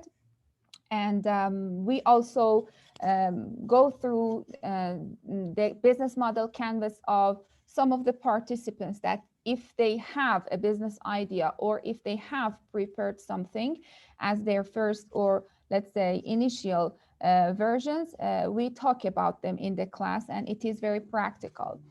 So here in this session, we will cover the whole 9 blocks of the business model canvas. And then in the next session, we talk about the market. And as I mentioned, something very important for both investors and the founding team is that if they are addressing a big enough pain or problem, and it comes by calculating the market size.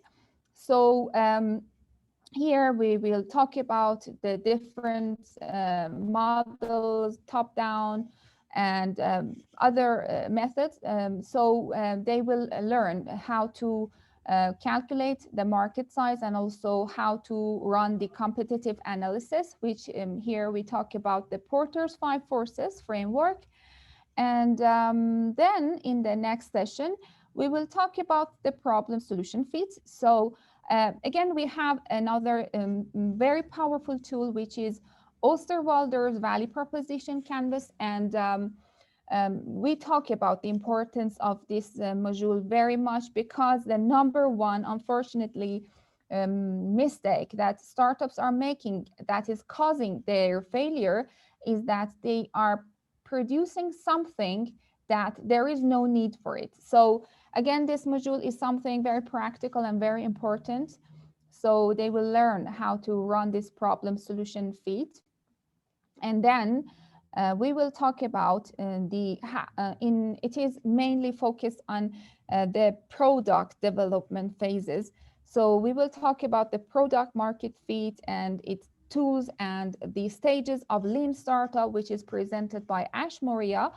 And also we will talk about how to validate the revenue model, and also the left side of their canvas to validate the value delivery of their venture.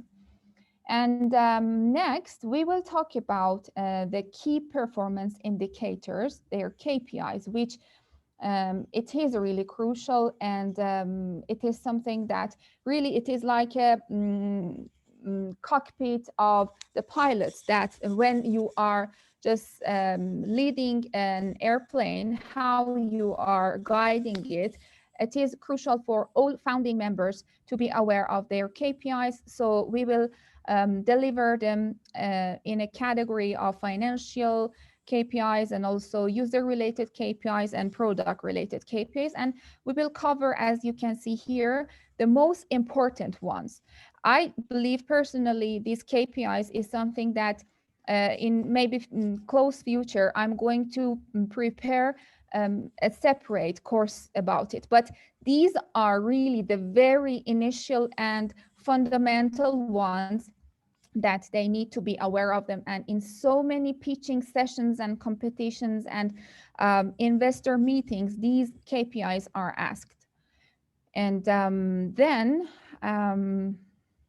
at the end, we are going to talk about how they can structure their pitch deck and what are the important business etiquettes and professional ethics that they need to be aware of them while negotiating with investors, and also the techniques that they need to practice them to have a better pitching, and also about the content of their slides. And also we have prepared very rich recommendations from angel investors. So it is going to be the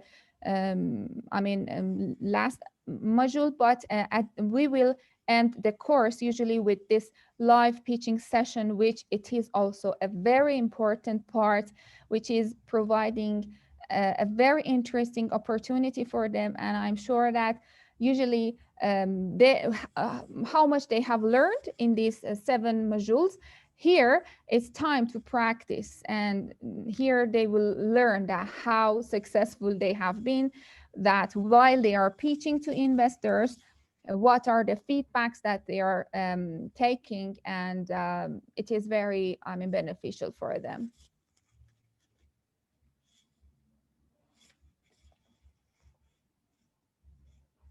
Your voice is not coming. Sorry, you are muted. Yes, Meryem, maybe you can stop sharing and also give some advices to entrepreneurs who want to join this course. I mean, how they should be ready. For example, if they don't have any business idea, is it fine to join this course? Or only the ones who have already established their businesses, or only the ones who want to raise finance, who also maybe for investors? I don't know. Could you please talk about, a little bit about the profile of the course? Yeah, for sure. This course is something that it can be really beneficial for different type of audience. It can be really interesting for some early investors, which they are successful entrepreneurs, and they are planning to enter startup ecosystem. They want to start making some investments on startups. So it is providing a very rich, holistic view of what is happening from ideation phase to when the MVP is ready and the startup is delivering something, and what are the KPIs. So from ideation to pitching, it is covering everything.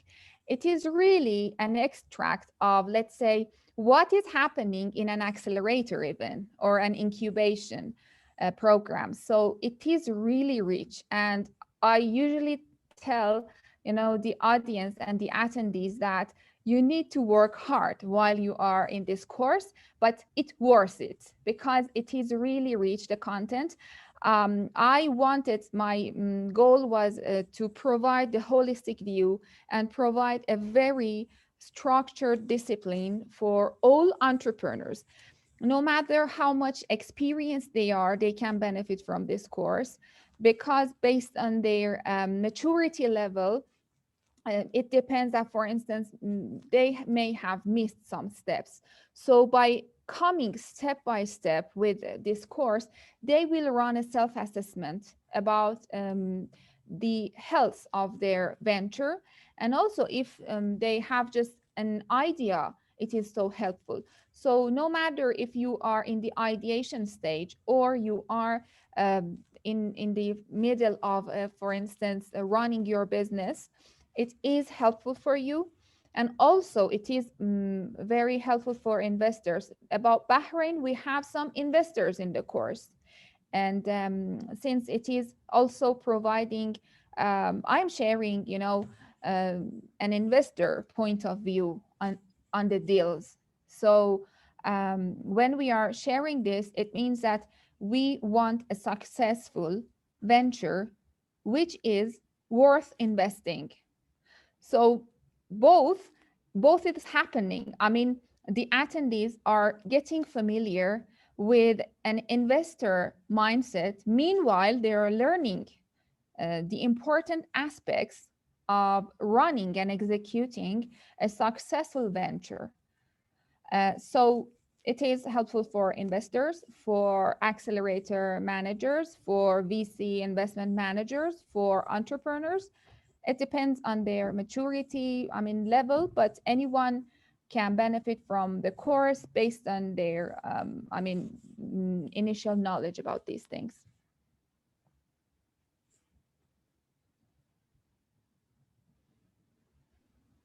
I think it will be good our participants to visit the website and find this document, which is available in the course contents part, and download these documents. More about the course is available here.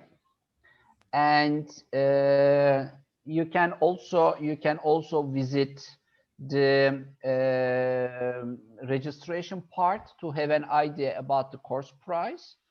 By the way, this course has the startup price. By the way, this is the QBAC basic, and we have also the QBAC advanced. Israel Pons lectures for it, and it will be great if startups can combine both of them as a package, basic and advanced, because in the advanced version you are going to understand what the angel investors are learning while investing in startups. So you are going to learn everything entrepreneurs should learn to raise smart finance in the basic course from Mariam Najafi. And in the advanced part, you are going to learn what the angel investors are learning to negotiate with startups. So entrepreneurs can be ready, really completely ready to deal with smart investors. Mariam, thank you very much. You're welcome. For joining us, and wishing you great success tomorrow in your Bahrain's course. Thank you. And I hope entrepreneurs, startups, scale-ups will find a rewarding experience by joining your course. And Me let's too. keep in touch. Yeah, thank you and goodbye. Thank you. Bye now.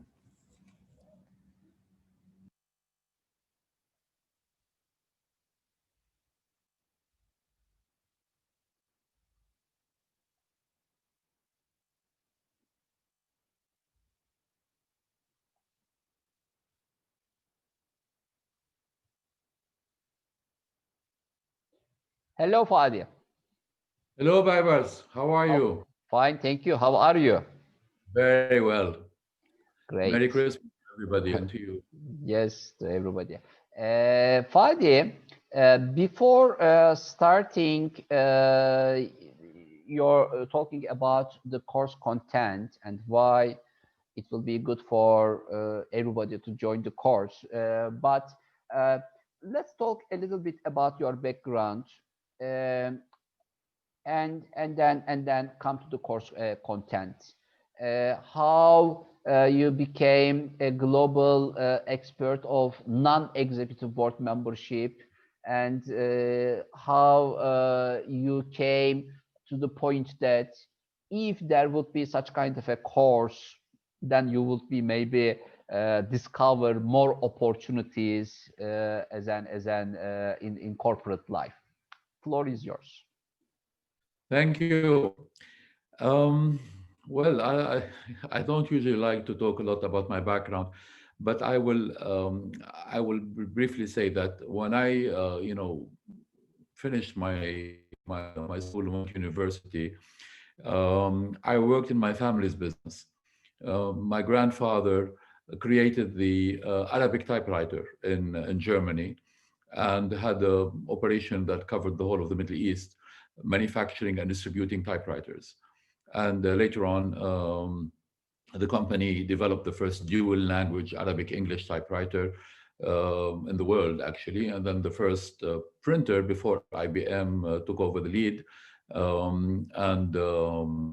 So during my first sort of growing up and while studying, I worked in the family business, and I started down in the workshop. I thought I'll sit in among the managers, being an owner, and turned out no, I have to start at the bottom of the ladder and climb my way up, which I did, and it turned out to be a very good experience for me. I went to university, got my MBA in finance, and went into banking, which is a very structured world where there's hierarchy and you have to follow policies and procedures, and you can't except go by the book, which I did not find to suit my character. And then went on to start businesses through different opportunities that led me to sit on boards. So I sat on boards of companies that I owned 100%, on boards of companies in which I was a shareholder with others.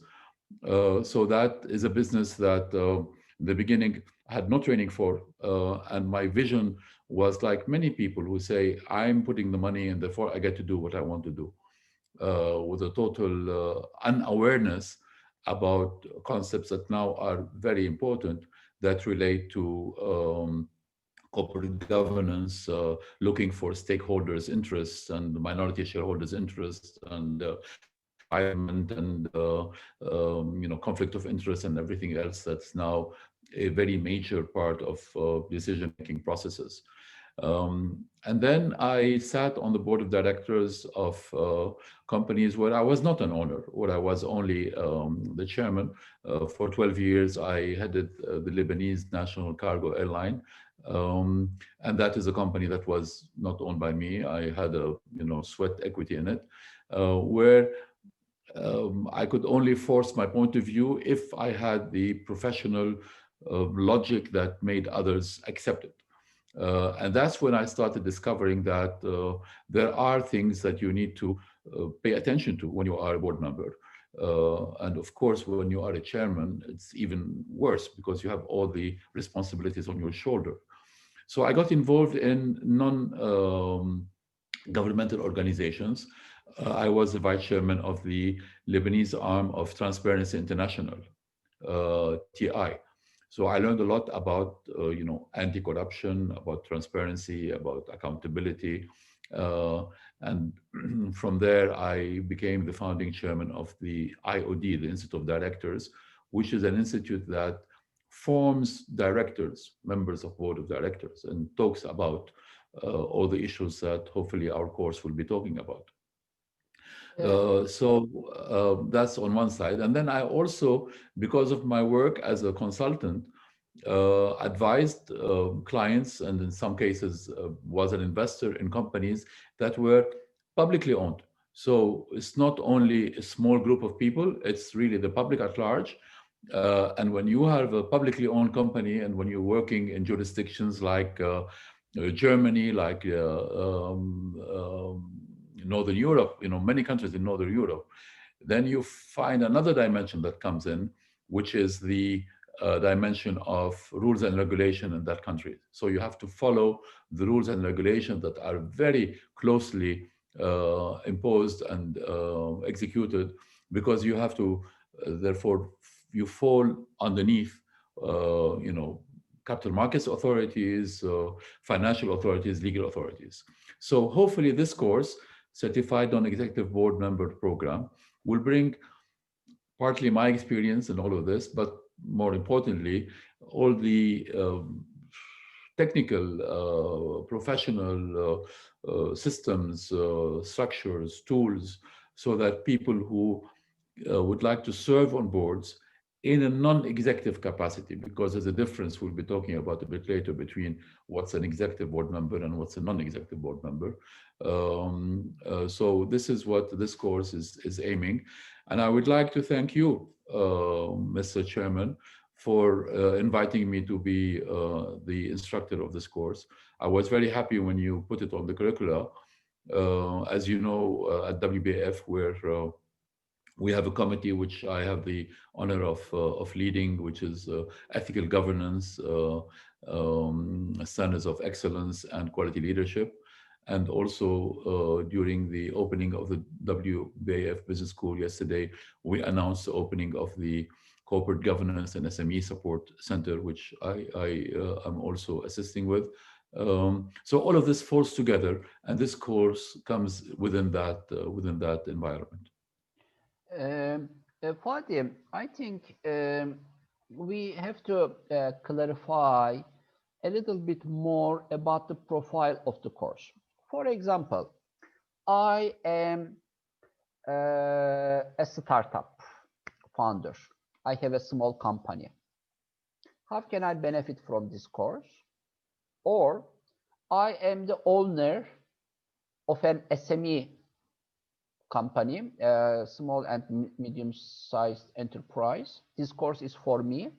Or I'm a consultant with an entrepreneurial background, and I want to share my know-how and background with, for example, listed companies in stock exchange. Is this course for me? Could you please clarify who this program is for, and how can I benefit from this course? Sure. Maybe it makes sense for me to go one step back and say that there are different reasons why there are board of directors. So in some cases, people say, why do I need a board? If I'm a startup, if I'm a small company, if I am a single owner, or I'm owner with a group of friends, I can do it alone. The board is only going to add one additional layer of control, or it's going to take my attention away from the business or interfere in what I'm saying. So there's this type of company, and we'll talk about that. Then there are companies that have become a bit more mature, and they find that in order for them to grow more, they need a board of directors. And then there are companies that by law have to have a board of directors. Now, we are going to try to address the three types and invite people from the three types of organizations to come and attend this course, because it is a process. If you are a startup, your intention is not to remain a startup. Your intention is to become an SME, and therefore You become small, and then you become M, medium, and hopefully you become a large corporation, or you list, or you get acquired by somebody else. So having a board of directors is part of your growing up. It is an indication that you have structures, that you have formal systems, that you have policies and procedures, that you are an institution to a large extent. Second, it is a way for you to smoothly start dealing with others who are not necessarily as implicated in the ownership of your company. And therefore you will get the training of having to deal with board members. And board members are not necessarily all owners. Some of them are owners, some of them are experts, some of them are representatives of other owners, and some of them are just sort of imposed by law in some cases. So yes, a startup entrepreneur with a startup idea, it's too early when he's starting his business to put a board. It doesn't make sense. It takes a lot of resources, time, effort, you know, away from his running the business and moving forward. But once he starts, once he goes from the floor plan into the mezzanine, that's when he has to start thinking about a board.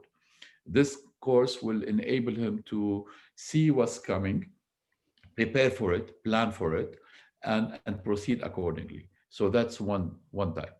The other is a company who's already gotten its first round of shares. They did round A, round B, round C, and they're starting now to go beyond family and friends.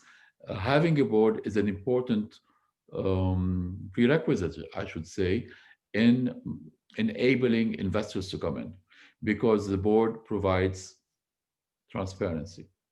And with transparency, it gives you confidence. And no investment is going to go into any structure, any company, if there's no confidence in it. So it's not only whether the idea is good or whether we believe in the person, the founder. We have to also believe that the process in which we are in, we as investors, I mean, is going to lead to success. That the story that you're selling me with a pitch will be implemented successfully. Hence the need for a board. That's when you're thinking about a board. And when you don't have the investor yet, who is your board? So your board is either people whom you know, people whom you can approach and ask a favor to come and give you, lend you credibility, or people who are gonna lead you further down the road to bring an investment. So that's one phase of development. And then as you develop further and you have those external investors, of course, not every investor will be represented on the board. You will pick and choose, but then you would have people who have an interest in the company. And only people with an interest in the company do not serve the stakeholders, will only serve their pockets, so to speak. And if you want to successfully lead a company in today's competitive world with the concepts of sustainable development, with looking at stakeholder interests also, you would need to go out from only people with an interest in the company to people who are external, not with a financial contribution in this company. And this is where the non-executive board member starts to play a role. So you can have a non-executive board member who is either an owner who doesn't play an executive role, but more importantly, a non-executive board member is an expert that you call upon. It's somebody that you reach out to so that they can help you strategize, help you go the road upwards towards a higher level of maturity, and opens the door for you to the ultimate goal, which is, maybe an IPO, selling the company, bringing in huge, contracts, scaling, whatever it is. And that board this is where the board plays a very important role. So you don't need to be already a mature company. You can be a founder with an idea, or you can be a real small SME and come and attend this course, because it's an eye opener. And I've always say, if I knew then what I know today, there are many things I would have done differently then. And it's a pity because I would have maybe not done many of the mistakes that I ended up doing because I didn't know better. So now with this kind of course and with the presence of people around us who can share experiences, um, hopefully we will not have to repeat the same mistakes and learn from the mistakes of others. Sometimes some people learn better while they are teaching. So maybe this is a good opportunity also to learn more about while taking the role of non-executive board membership. Since you are not in the execution part and you are free to share all what is in your mind. How are you going to teach Fadi? I mean, it is 25 hours, I think, total effort in 16 weeks. Is that the way all lectures are pre-recorded? Could you please give a little bit more about how it will flow? Okay. Um, First, because I'm not a professional professor, instructor, lecturer. I'm a businessman who has some experience teaching executive MBA courses and going a little bit on the lecture circuit. So this course is structured more in a business environment from entrepreneur to entrepreneur type of thing. So it's not a course book that we will open and read. So there's a lot of real life professional experiences that we'll be discussing. And therefore, it's a combination. Unfortunately, because of COVID-19, we're unable to have it in physical format. So the interaction with participants is much less, which is a pity because I think we gain a lot by having a face-to-face interaction. There will be part which is pre-recorded. The pre-recorded are things that refer to the theory. Another part which will be a Q&A to discuss whatever we have looked at and learned from the recorded versions. There will be a role playing of an actual circumstances that we can go through as if we are in a real board of directors. And so we will do role playing. We will have again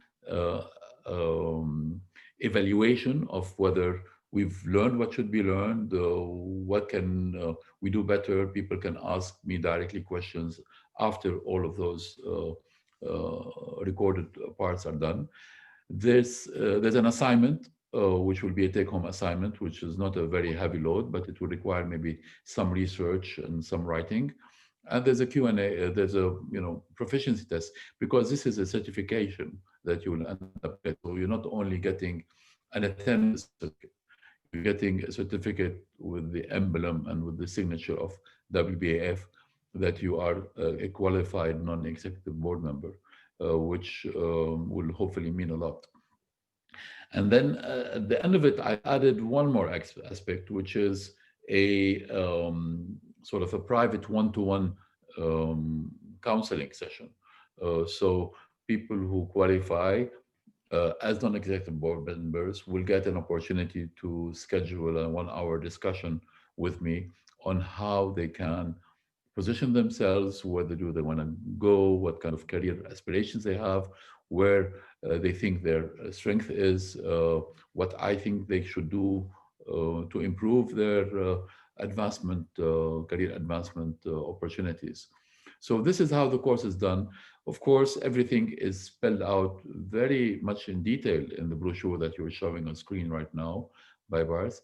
And there is on YouTube a small video which I did in introducing this course, and I will invite everybody to review that video and to read attentively the course.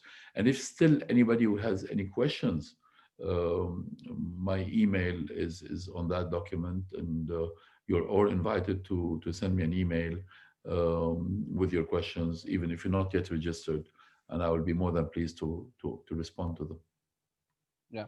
Fatih, I think um, even startups, even small companies now can consider recruiting um, non-executive board members and developing their own non-executive board, as a matter of fact. Why?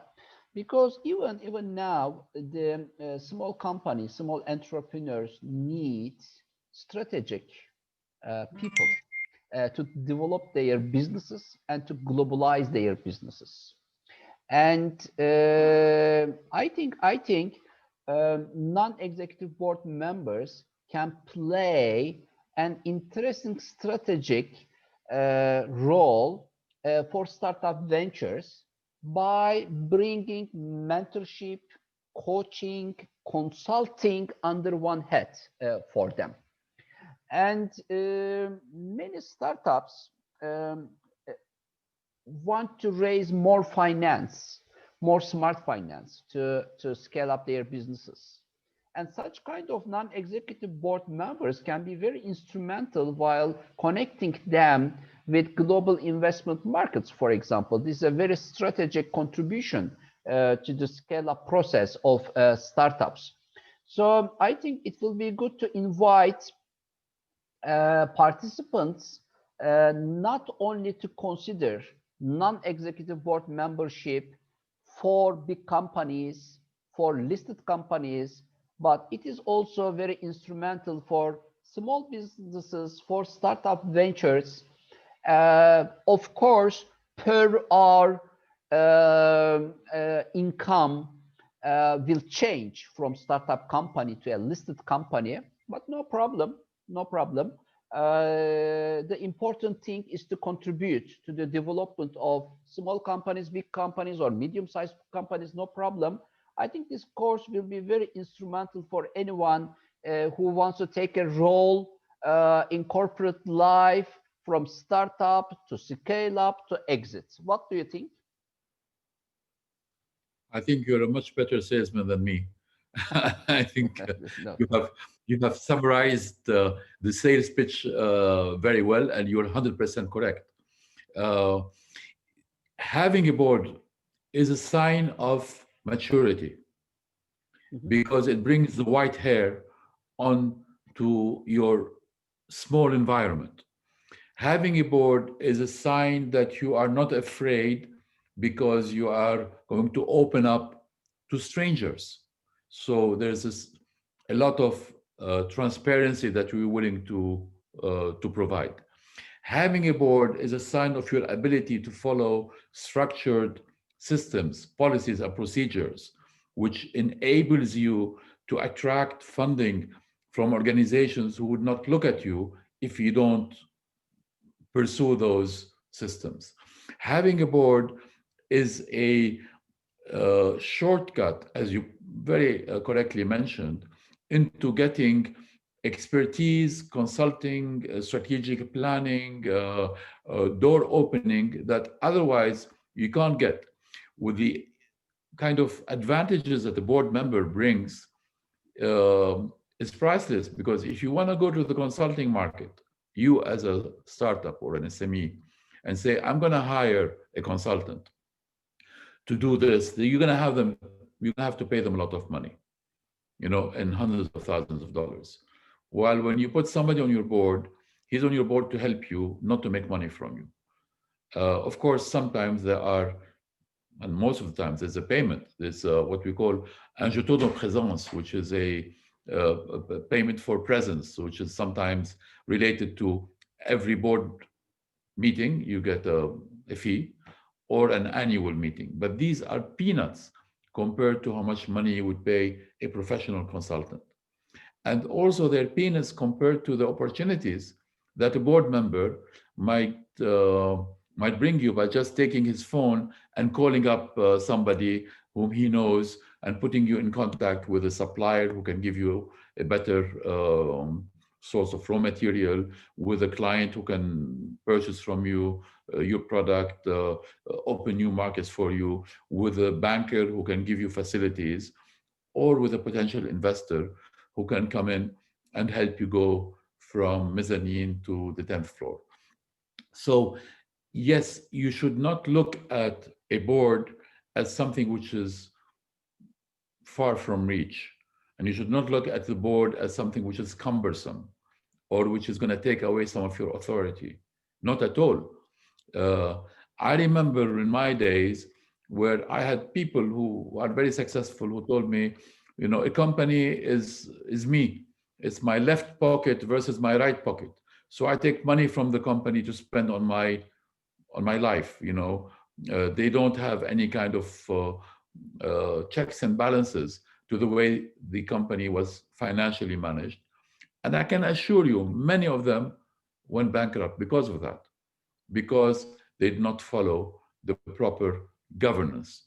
Go back to corporate governance, which, by the way, is part of our course. And we'll be talking about corporate governance and the importance of corporate governance. So the board is a tool that an entrepreneur can first use to learn. It's a learning process and a very cheap learning process. Two is a tool that will get him to see better, to plan better, to have a more concise strategic plan going forward. And three, more importantly, it's a tool that will enable him to execute his growth strategy. Uh, as I said, either because of scaling up in different forms or because of enabling them to do an IPO, a trade sale, or any kind of financial contribution, which far outweighs whatever time is or effort is needed to start a board. So my advice to everybody, to all entrepreneurs, start very early on thinking about board. And my advice to potential participants who take this not because they are owners, but they are professionals, is to look at this course as a way, a door opening for them to have a career advancement. Because if you are an expert, if you are an advisor, if you have success stories behind you, if you have played a role in the executive companies, you qualify to become a non-executive director. And that position not only pays you the fees, the board fees, but also open doors for you to do other things in life. So it is a very important part of the personal career planning of professionals. And I do invite people who qualify to sit on boards to go through a course trying to learn more about what this means to be an executive board member. And then if you want to be an executive director, you need to do this course because it shows you how the board will be structured. It talks about committees of boards, roles, what's the difference between an executive and non-executive. And non-executives, many cases, are the best candidates to become CEOs of companies or to become chairmen of companies because of the clear vision they have, the clear mind, and the no conflict of interest. They don't look at their pocket.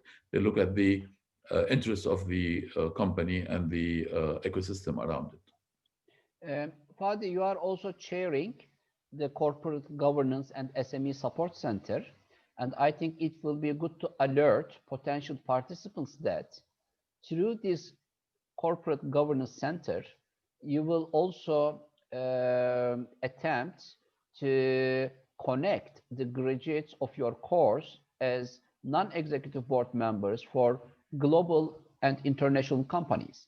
I think WBA Business School in the very near future will be a good source for international companies to recruit non-executive board members, and your course will be a good source for them. I'm wishing you and your participants a great success in this initiative.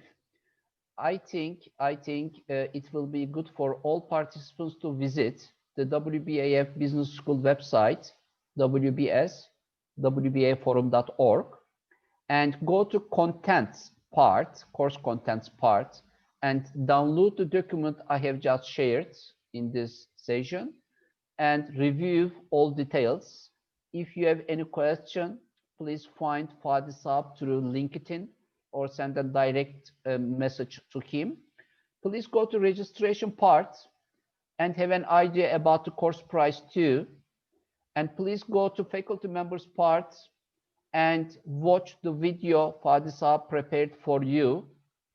I think it will be a rewarding experience for all of you if you join this course. Fadi, thank you very much for joining the WBAF Business School. Thank you. I look forward to having many participants. I would like to wish everybody a happy new year and a very successful 2021. Thank you. Bye-bye. Thank you. See you. Bye-bye.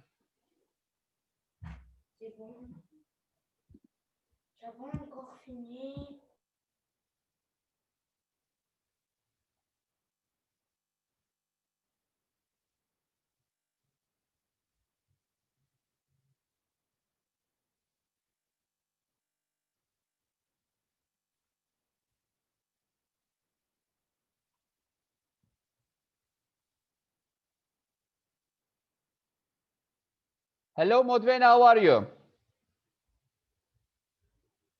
I don't hear you.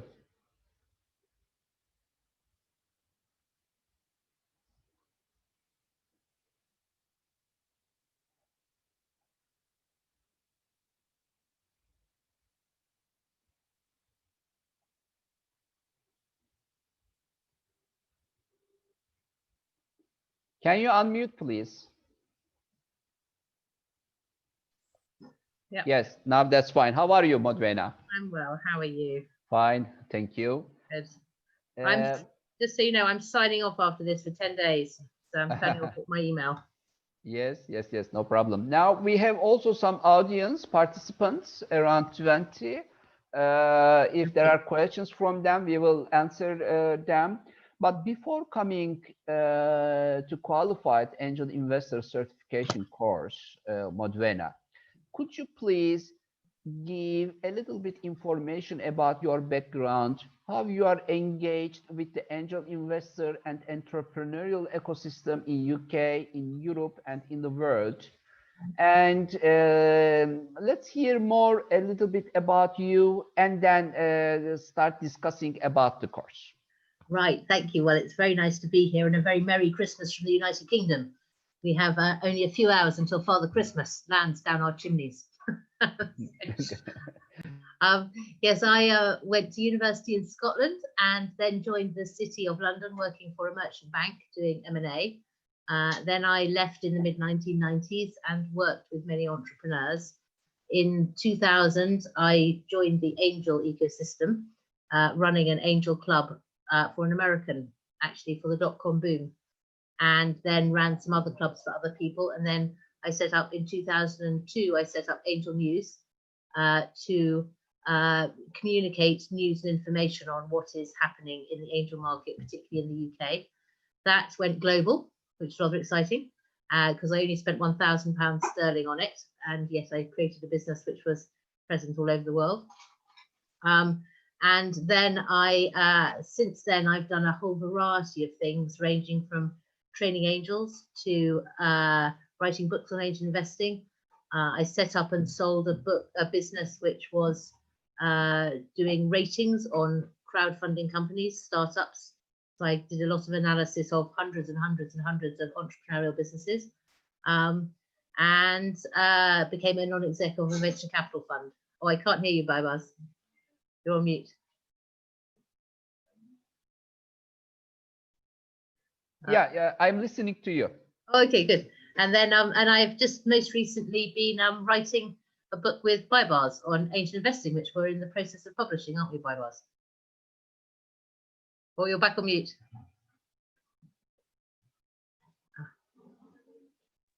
Yes. So yes, so I've written now 3 books on angel investing and crowdfunding. Yes. Modvena, you know how I met with you some years ago? Not some, as a matter of fact, many years ago. Many years. Time is passing very fast. I had read your book as a dragon I was a Dragon of Dragon's Den TV show on Bloomberg TV in Turkey, and all dragons were presented by Sony Pictures. Your book, Yeah. your Dragons or Angels book, which you had written about the version of BBC. And then after reading your book, I coincidentally met with you in Vienna Me in too. an angel event. And since then, we developed all these things together. So I'm very happy to meet with you in Vienna, and still keeping our relationship until now.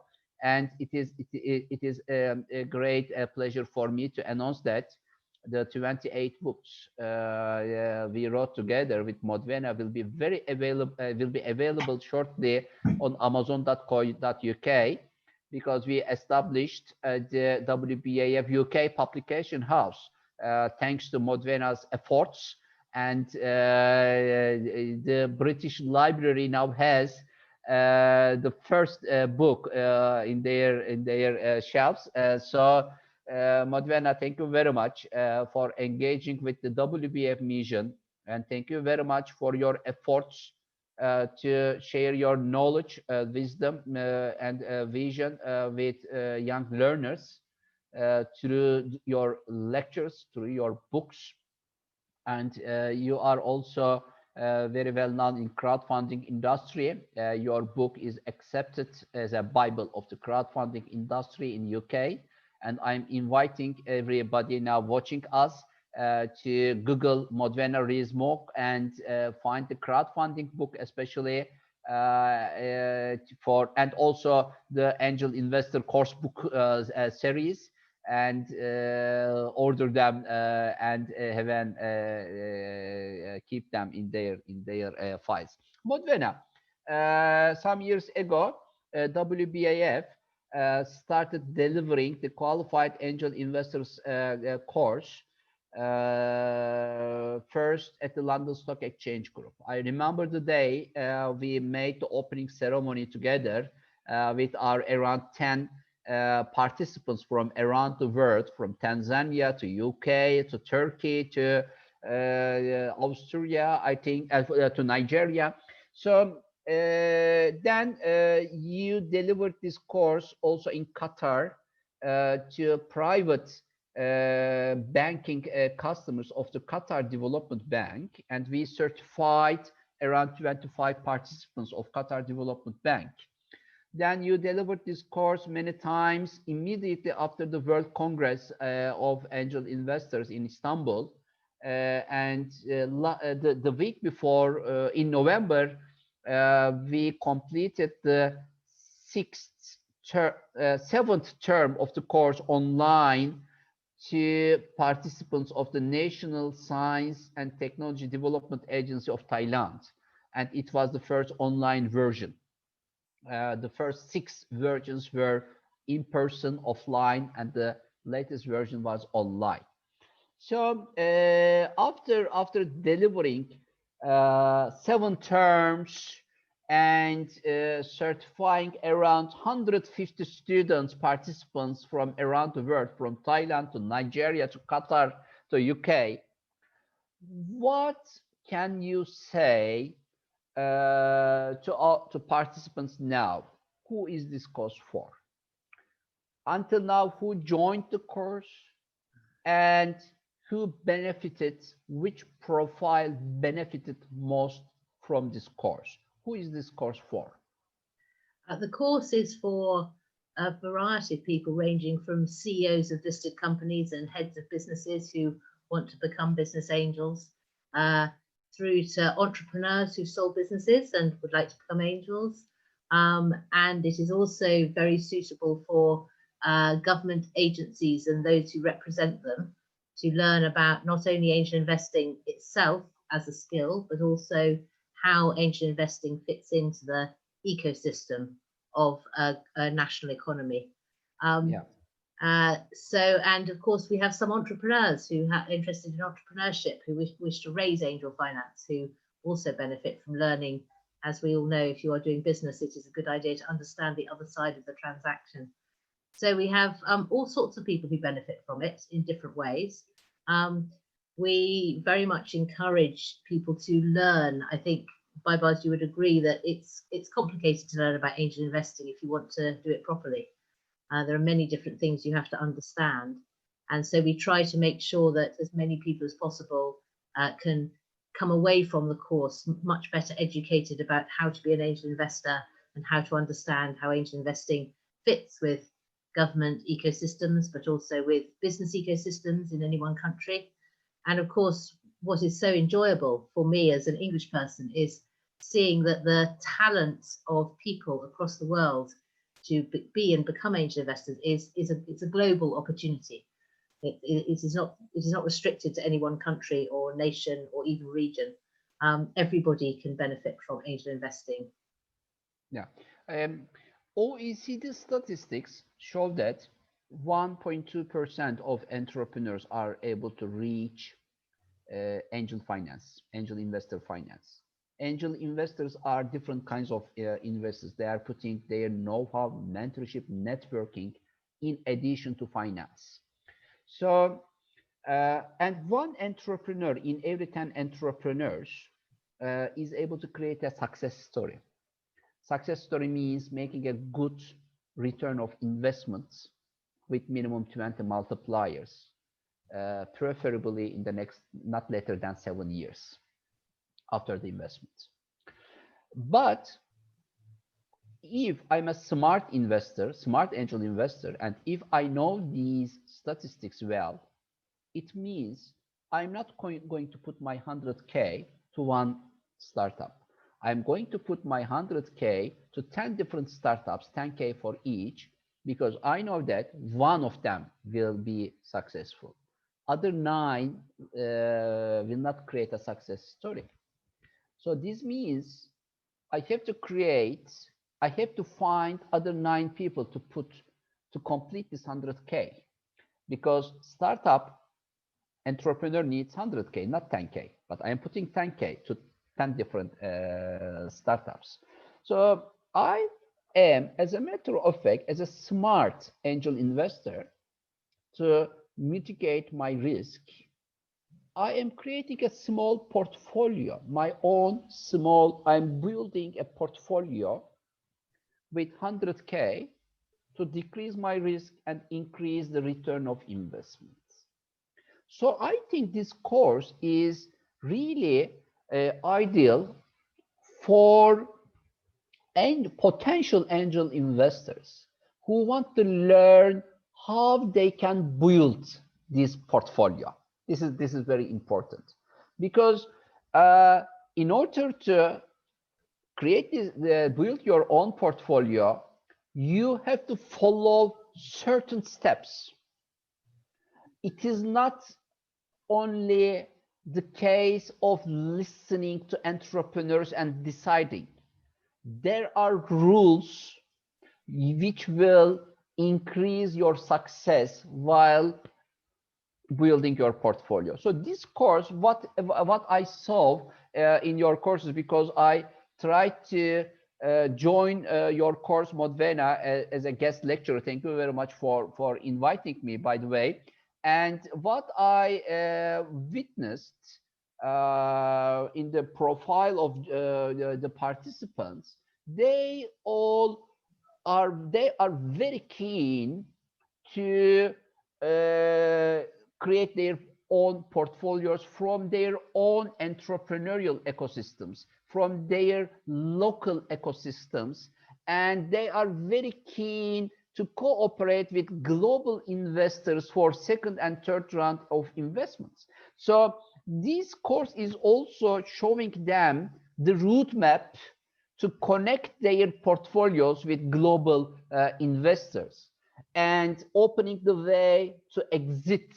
As a matter of fact, from startup to scale up to exit, there is a roadmap we have to follow as angel investors. And this course is summarizing this roadmap in, I think, 180 slides you have, by the way, incredible. In 180 slides, you are showing them one by one every corner of the story. Let's go one by one.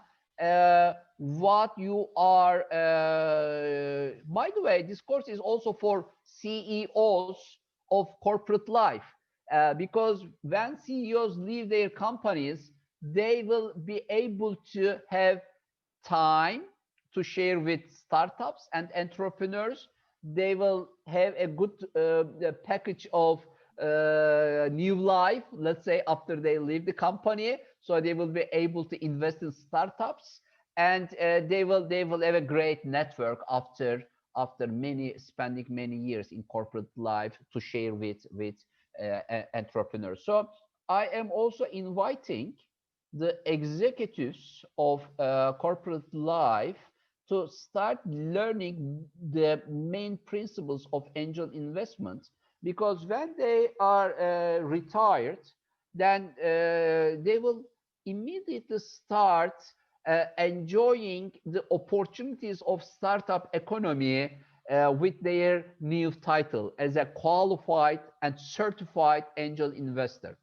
By the way, Modvena, I want to share a very good development about this certification program. WBAF World Business Angels Investment Forum has also an angel investment fund, and the fund announced a few weeks ago an investment into a Spanish startup, even under pandemic times, from the agricultural technologies industry. So the fund decided, because the fund is receiving many applications from independent investors to become an investor of the fund. They want to invest in the fund, and they want to become an investor of the WBAF Angel Investment Fund. And we are receiving around 5 or 6 applications every day, by the way. So the fund decided to recognize and accept these applications and accept their smart money as a fund investor if they are certified by WBAF Business School as a qualified angel investor. So if anyone who wants to become an investor of the fund should first complete your course. And after the course, they have to pass successfully the proficiency test, which includes 150 questions. And if they are certified after this test as a qualified angel investor, then they will be able to start investing in angel investment fund. But this is the rule of the WBAF Angel Investment Fund. The other funds that may have different criteria. But it is good that one of the biggest funds of early stage equity markets in the world has now started requesting this certificate as a must to accept independent investors as angel investor of the fund. Okay, then let's go to some details of the course. There are 15 different modules, and it starts with the introduction to the angel investment market. Let's move to becoming a business angel, and then coming to identifying opportunities, I think, isn't it? Please stop me whenever you like, and if you want to highlight something, Modvena. Then the module 4 is creating a portfolio of investments. This is such an important point, by Bars, that you've already made, that it's the biggest problem with people who do not train to be angels is they make 3 or 4 investments, and then statistically, for those who are listening who are mathematical, they simply do not have enough diversification to have a chance of making a good return. So this is a really important module to understand. Yeah. By the way, in the course, Modvena is making 3 case studies from real life and watching some videos and making some comments, and then downloading the financials of these companies from British Chamber of Commerce, and what the entrepreneurs told 5 years ago and what happens now. So it is really great. And there is a toolkit which is downloadable in the course. This toolkit includes the term sheets, the diligence checklists, the glossary, the double dip agreement details, etc., etc., etc. There are many things provided in the toolkit. So I think it is very important for any potential angel investor to have these documents in their files. Yeah, we really try to help on the course, help people to learn by doing. So we do case studies, and we encourage the people who are on the course to contribute to the conversation. And every time, what is so exciting about the delegates is they always come up with new ideas and interesting contributions to make. Yeah, and also there's a great due diligence part of the course. Due diligence for entrepreneurs, and entrepreneurs make due diligence for investors. So it is also very, very important. And setting the deal terms, preparing the term sheet, company valuations. It is very important. Company valuations. Oh, valuation by buzz, as you know from doing your own angel investments, if you invest at too high a price, the chance of a great return is lowered. And if you can invest at a good price, you can make. I have a lovely story. One of my friends in the UK invested £12,000 sterling, and his exit £127 million sterling. Yeah. Because he invested early at the very beginning. Yeah.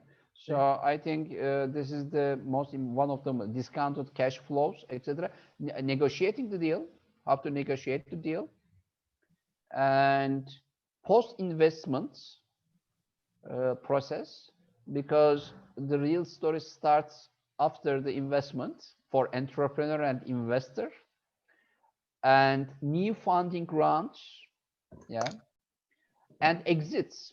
As a matter of fact, angel investments means exit. If you don't make exit, as a matter of fact, maybe it will be good, Modvena, to change the module 11's name as successful exits, because bankruptcy is also an exit. So successful exits, of course, we are teaching here successful exits. And role of government and policymakers, I think it is also very important. I think that's such an important area. We're seeing enormous. It's very exciting, and particularly in emerging economies, the way they are just picking up the best practice very quickly once we explain to them how to do it, and what a big impact that has on the country. Yeah, and plus in this module we are also showing some case studies from different countries, how they developed the co-investment structures to develop the early stage equity markets, and how qualified angel investors can benefit from these co-investment structures developed. This is a very important chapter 2. So developing business angel network, it is very important. In order to build a good portfolio, then you have to build your angel network too, because you are putting 10K and others will put 10K too. So this means you have to find 9 more people like you to invest in startups. This means 10 people are invested together, and 10 people means a small business angel network. So I think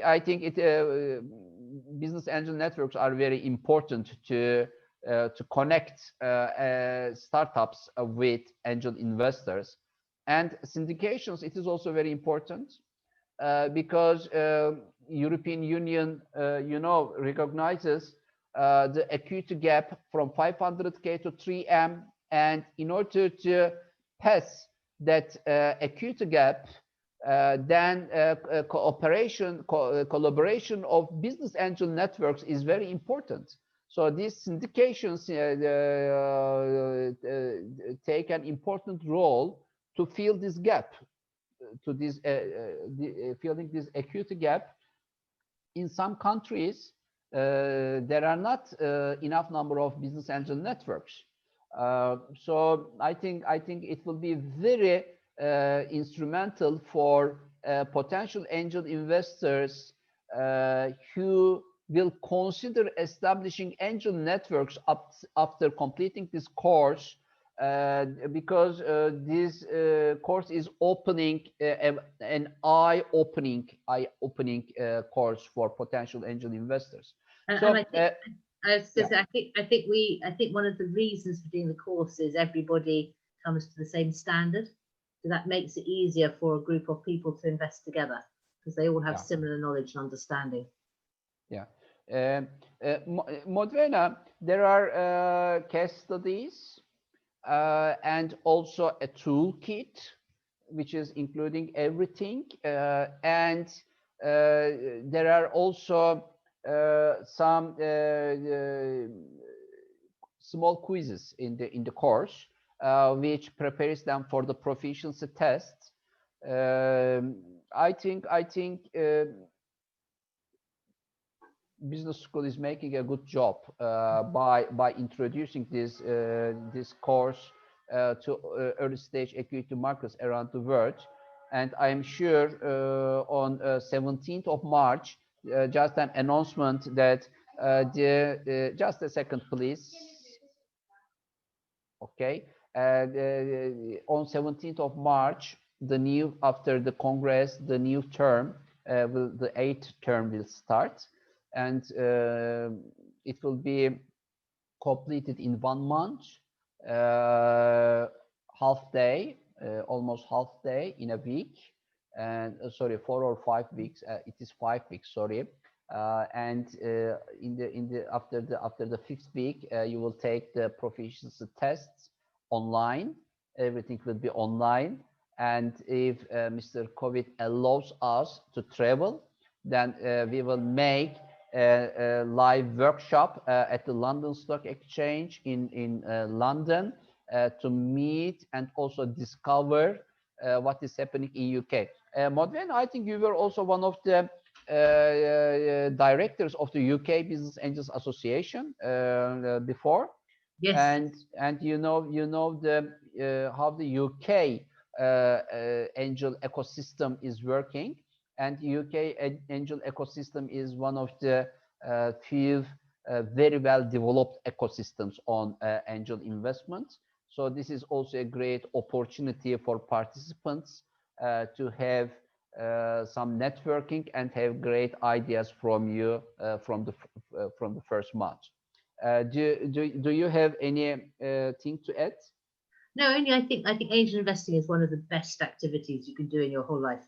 And I think our objective is to ensure that it is fun to learn about it, it is fun to do it, and it's fun to keep doing it for many, many years. And it's great because you can add value to the companies as well as making money. So it is a very satisfying experience to be an angel investor. And yes, I welcome you all to London and sometime soon. And I very much look forward to seeing you all online as soon as possible, but I guess in March. Yeah. So thank you. But in March, of course, we will meet online. Mr. COVID doesn't allow now anybody to travel around the world. And by the way, Modena, this course is also, I think, good for policymakers to understand why they should develop an accreditation system for their countries. Yeah. There are some countries now developed accreditation system. And for example, in Turkey, anyone who wants to invest in a startup first is accredited by the Treasury Department of the government, and they are able to deduct their investment from their annual tax. So there are tax incentives governments are developing. And it is very rewarding to see that many governments in the world understood the importance of angel investors to boost their startup economies. Why it is now very important for them? Because new jobs, statistics show that new jobs are coming from startup ventures. And I think you are not only opening the way for individual investors, but you are also opening the way for countries to receive more foreign direct investments. If Yes. there are angel networks, then other countries' investors are interested in investing in different countries. If there is no angel investor ecosystem, there is no law, there is no accreditation, there is no angel network, then it is very difficult to convince the qualified angel investors to invest in startups of different countries. Our time is done. So, Modvena, thank you very much for joining us. And thank you very much for sharing your know-how through WBA Business School. Let's keep in touch. If there is any question, then please find Modvena through LinkedIn. Send a direct message to her. She will answer one by one. Please go to WBA Business School and download the document, Qualified Angel Investor Certification Program document from the course contents part, and go to registration part and have an idea about the course price. Modvera, thank you very much. That's great. Bye-bye. Happy Christmas, everybody. Thank you very much. Bye-bye. All the best.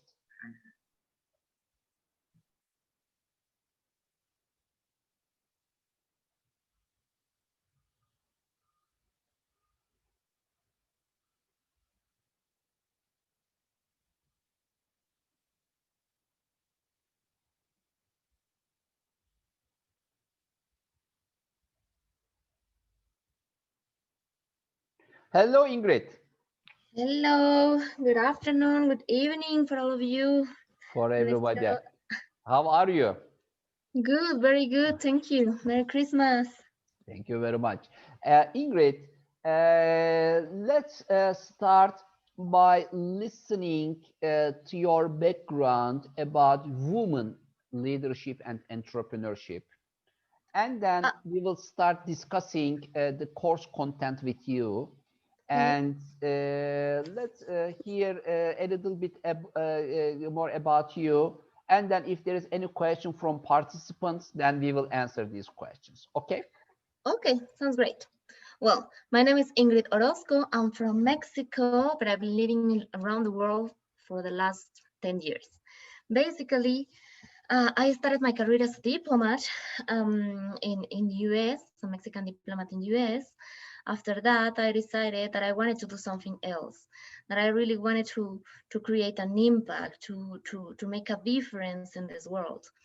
So I created different companies. I started with an spa, and then a platform, a technological platform, and then other ventures. But you know, it's like on this entrepreneurship way, it's like you make it, you fail, you make it, I mean, I don't even think that it's a failure. You learn a lot. So finally, I created Juliet International, that is an international trade promotion and investment attraction for social impact agency that is working and have presence nowadays in 18 countries. And it was very funny because I always, you know, when I started to create something, I always was thinking about women. I mean, how can we make a better world also for women? You know, because for me it was difficult, and I am from a, you know, not a rich family, but a normal family. So, and if for me to get into the diplomatic world, to get into the different scenarios where I was trying to get was difficult without any contact, imagine for people that they don't have any chance or contact. So I started to create other ventures. And I created Juliet International. So what we do there is we internationalize companies. We made them competitive because we created.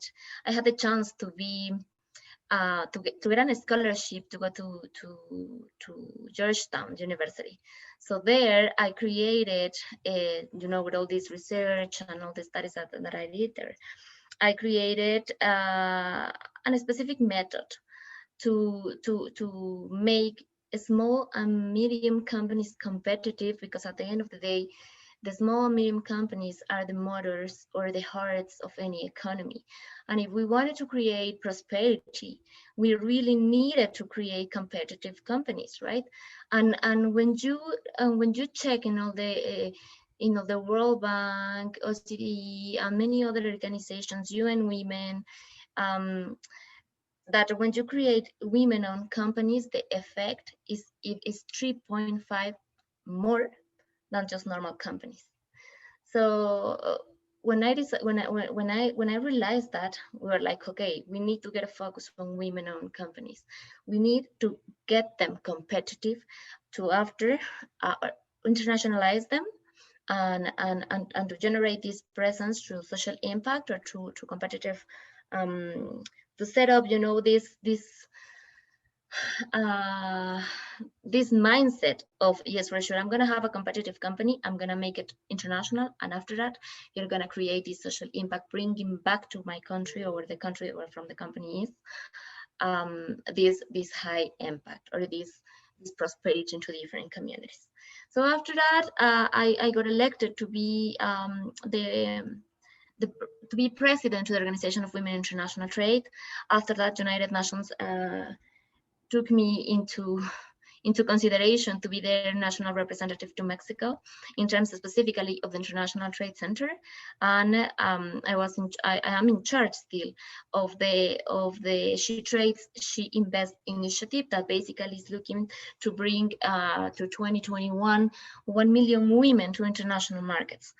After that, okay, I am also president of the Organization of Women in International Trade, and I have since when I finished Georgetown, I got a chance to work with the team of President Obama and State Department, and to bring to Mexico the Academy for Women Entrepreneurs.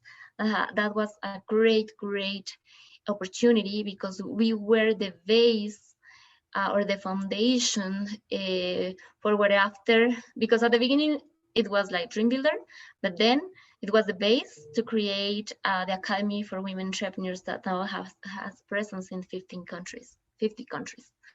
I'm in charge of Mexico, of the Mexican one, but we were like the foundation for the rest of it. So on that, I had the chance to train more than 350 women all over, and for sure to get the opportunity to strengthen and to encourage magnificent and great projects that now are present in many countries. We have reached agreements from the local companies to international companies. We have, I mean, it has been such an amazing story. So I don't know if this is enough paper, so should I say more?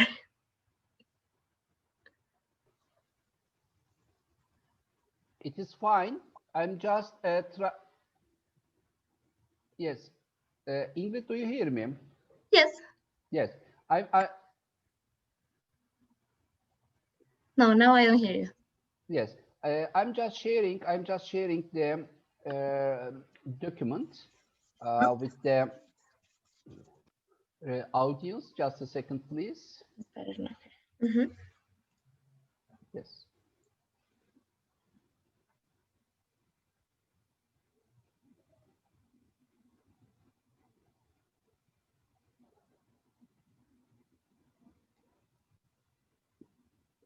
Yes.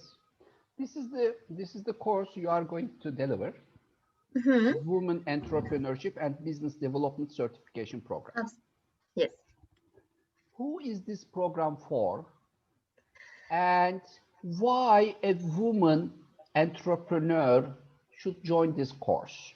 By the way, I think your course has 2 stages, basic and advanced. So exactly. Let's hear more about you. Who is this course for? And then we go one by one, the basic level as you see, and see what is included, and then go to advanced level. Yes, floor is Perfect. yours. That's perfect. You hear me? Yes. Okay, good. Well, exactly. This course is divided by two, in the basic level and in the advanced level. The basic level is for all women entrepreneurs or executives, or those who really wanted to create a company, who really wanted to set up a new startup. For the ones that are always like, even if they have a job or unemployment, for those who are really, or who always wanted to create something different, right? So basically entrepreneurs, or the ones that say, okay, I want to make a difference in the world, for mid-level managers, for example, leading teams, because you know, when sometimes we are working for somebody, I always say to people, it's like, it's always better to work to create your dreams instead of working to create other ones, right? So yeah, basically this is for all the women entrepreneurs and for all the ones that always wanted to make the difference in the world. This is the basic level, the basic one. So when we are talking about the advanced level, is to grow the ones already have a business, right? To make them to make the business competitive, also to scale it up as well, because we are going to be looking for investment, we are going to be learning how to do it, how to pitch, how to believe, because you know, sometimes, and according to my experience, even if you have great companies, you don't know how to pitch them. You don't know how to, you are not confident enough to tell the world that your venture, your business is the best one for any reason, right? Yeah. And we are going to be learning on that. Ingrid, Mhm. it will be good to go module one module, okay? Mhm. Starting Okay. from women's entrepreneurial personality. This is the Okay. first module in the basic level. Yes. Then business plan and creation and development. Yes. And And marketing.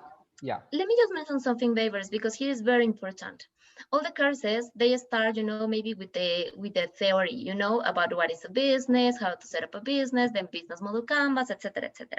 But few of them really start with the being, you know, it's like who I am in order to create something. Some of you, they don't even know who you are, because internal and inner work, it's very important when you create a company. You really need to know who you are, because otherwise, how you're going to create something if you don't even know how to create yourself, right?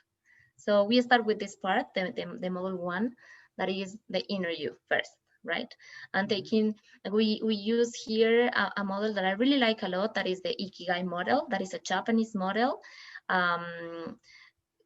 where you discover what is your mission, your passion, your vision, your vocation, no?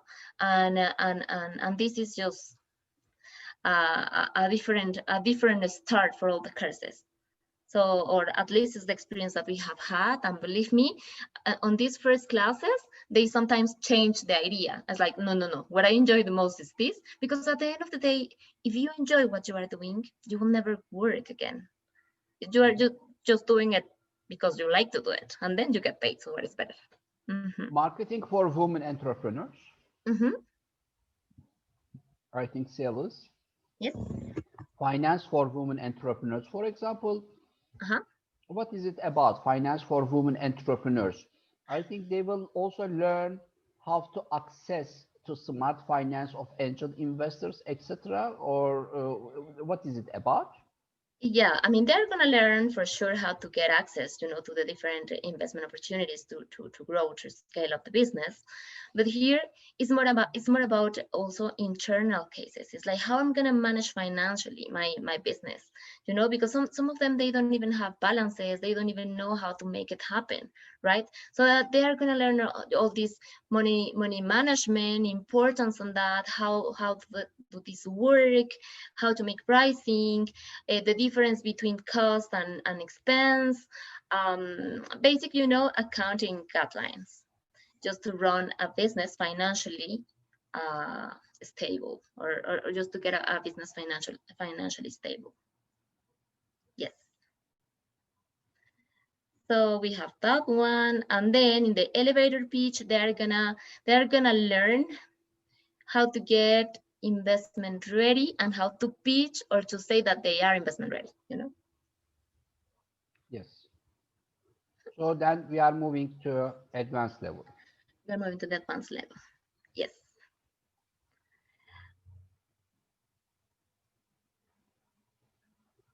Advanced level is for Mhm. obtaining a certification designed to accelerate efficiently business development and women entrepreneurship growth. Mm-hmm. To reach their potential, to innovate. Here is very important because we are going to be looking on innovation in a very deep way.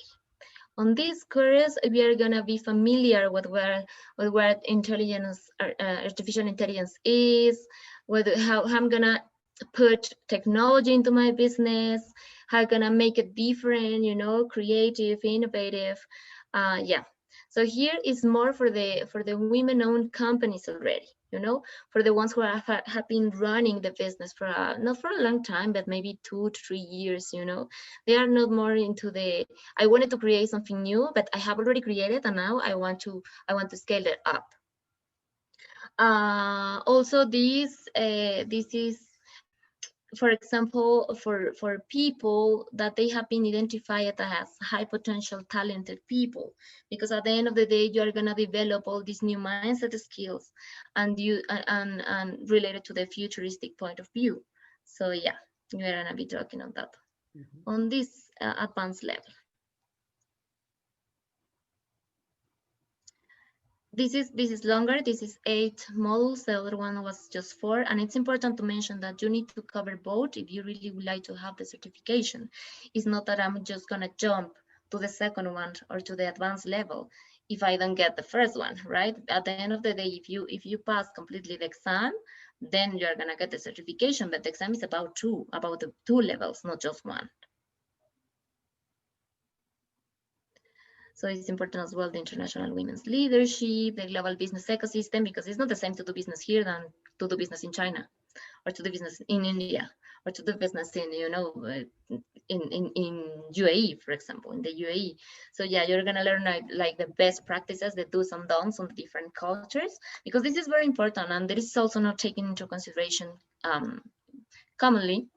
Because at the end of the day, you need to be aware of the culture of the country with the one you pretend to do business with. Otherwise, sometimes, even if you have a very good product, you don't do business there, right? So we are going to be looking on that too. We're going to be lecturing. What about this digital transformation and smart technologies in women-owned businesses? Yeah, that is exactly what I was explaining. This is okay from the business that I already have, how I'm gonna transform it into the digital era, how I'm gonna inject or how I'm gonna put on this business these new skills or these new characteristics to make them part of the digital economy. That is exactly what we're gonna learn there. So that's why they are going to learn what are the emerging technologies, how to make that happen, which are the strategies and the techniques that are already existing, etc., etc. Access to finance and investment with purpose. That is very similar in a very advanced level than the other one, because at the end of the day, we're going to be checking all the financing terms and how to get access to investment. But after, when I have access to investment, how can I apply this to get social impact, or what we call here high impact in our communities, to make the difference? I think what you are going to cover in this module is the financial roadmap of a woman entrepreneur, from startup to scale up to exits. Yes. I mean, from idea production to establishment of the business, then raising funds, scaling up, and then making an M&A or going to IPO. So these are important steps for women entrepreneurs too. Business networking tips, tricks, and techniques. Absolutely. Yeah, that's and then we are going to give a test. And This course, after completing the basic 1-2, because we are presenting this course as a one certification program, that they are going to have proficiency tests, which will give an opportunity to them to become a certified woman entrepreneur. So this certified or non-certified, at the end of the day, the business model, the business plan, and their efforts will be the real certification, isn't it?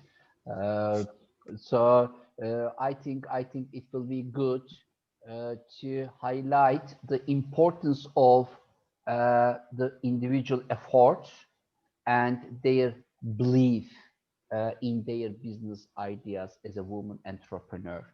There are, of course, difficulties of becoming a woman entrepreneur. They are mother, they are wife. I mean, they are carrying many roles at the same time.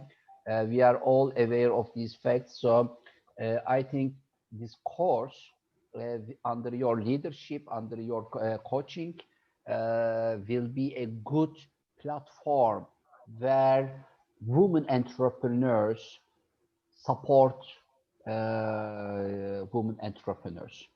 So it will be a good networking opportunities from around the world, from different parts of the world. Women entrepreneurs come together. And from different realities too.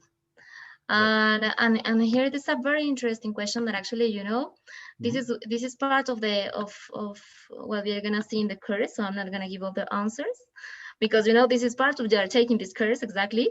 But I just could say one thing, because they said, how can business diplomacy help with the global legitimacy challenges that MNCs face, multinationals face? Which existing theories can be applied to understand international business as a diplomatic actor's perspective? This is not just one specific theory. This is the secret of that. This is the key clue is to create the bridge of understanding between the public, private, and social. And you're gonna learn how to make that happen here. Because it seems very difficult. It is complex when you put it on practice, but it's not impossible. So as you just mentioned, Babers, they are gonna see here that we can have it all. We don't need to sacrifice to be an entrepreneur to have a family. No, we can be both, but it's a matter of organization, and you're gonna learn this for sure. Yeah, this is a great approach. By the way, maybe it will be good to put a round table to the course, which the business school can easily organize. Cultural differences, impact of cultural differences in women entrepreneurship. This is also an interesting issue that we have to, I think, discover a little bit more about. Because women entrepreneurship is also very related with environmental factors, and environmental factors, cultural differences are playing a great role in the inclusion of women in economies. What do you think about it? Absolutely. I actually got a master's degree in diplomacy, where actually we learn how to make those differences a positive thing to create something. So all these cultural, you know, but it's important for sure to know which are those differences first in order to make that happen, right? So yeah, absolutely. And specifically on women, it's funny because we have a very general mindset of, you know, culturally, but it depends of which country. I mean, at the end of the day, we all have this basic, or this this cultural mindset set up, right?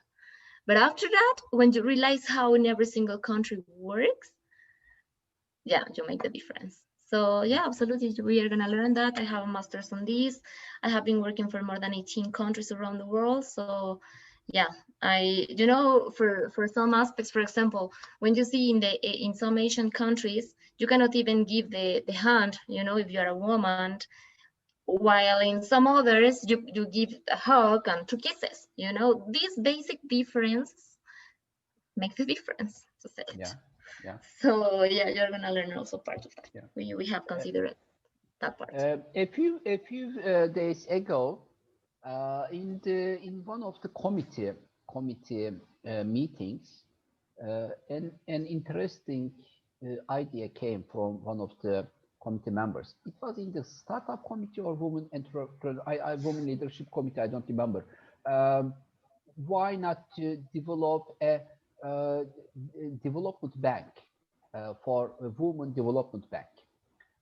So business development bank for women in every country. I think it is an interesting idea because there are many development agencies, for example, of countries. Uh, development banks, but business development bank for women will be something interesting. What do you think? There are already initiatives under under different developing banks. For example, the Inter-American Development Bank. You know, they lead specifically some initiatives related to women. The thing is that it's not a matter of just women, because at the end of the day, we might fall again into what we are fighting against, right? It's not to make that difference. It's how to integrate what we already have, this gender lens. So yeah, there are some banks already with that strategy. We put it on that way, but just for women, I'm not pretty sure of that in terms of competitiveness, right? Because at the end of the day, we complement each other. It's not that. It's exactly, for example, yeah, for sure, we help, we do things to get this gender equality. But that doesn't mean that we have to leave men behind. Totally the opposite. We need to include men to make this balance. Yeah. So, For example, the WBAF's Global Women Leaders Committee opened its doors to men too. So our men members can become the member of the committee. but it's a great idea. By the way, there are specific angel groups, women angel networks, who only invest in women entrepreneurs. What do you think about this? That is great. That is great, because at the end of the day, and actually I'm one of these. Into my portfolio, one of the main strategies is women-owned businesses. For sure, we are not close to other businesses, but the main strategy is women-owned businesses. And why? Because at the end of the day, we are still on this era 2 steps behind. So it's important to do things and to create that and to act, you know, in order to be at the same level. So yeah, for sure. And sometimes it's not even because they are not ready, or they are not investment ready, the women-owned companies. It's just because they don't believe on themselves and they don't go to pitch their businesses. You know, sometimes it's just because of that. So, and this is for sure to do with this mindset, with these cultural things, with this cultural, you know, setup that we have since we were born. And specifically, I'm not saying that just in the developing countries, but in the emerging markets, it's like more common. But the other day I was talking to my colleague in Europe, and she was telling me the same. It's like, Ingrid, but we have specifically the same problem here. So we realize that it's not just, you know, one side of the world. Is women mindset sometimes. Yes. Ingrid, do you think if I want to become an entrepreneur, I'm a woman and I want to become an entrepreneur, is it a good idea to join this course, or is it better to join this course after developing my business? Which one is better? No, actually, if you are thinking to set up, it's good, because you're gonna have all the basics. you know. So From you're going to have scratch. a good foundation. Absolutely. Because sometimes you just jump to create a business and you don't have even the idea that you have to create a business plan, right? So, and then you are like trying through failing and failing because you haven't started in the most proper way, in the right way to do it. I'm not saying that it's the right, because sometimes it's not like this, but it's better always to have this foundation, this strong foundation. So it works for both, you know, at the end of the day. And for those who feel that their business is already stuck, that is also helping, because at the end of the day, they're gonna develop ways to be more creative, you know, to get another ideas to encourage or to launch or to chase the business up. Yeah. Ingrid, thank you very much for joining the WBA Business School.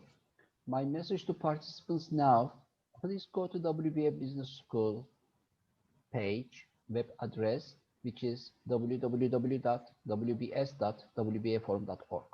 Go to course contents part, find the Women Entrepreneurship course document and download it. And please review the documents.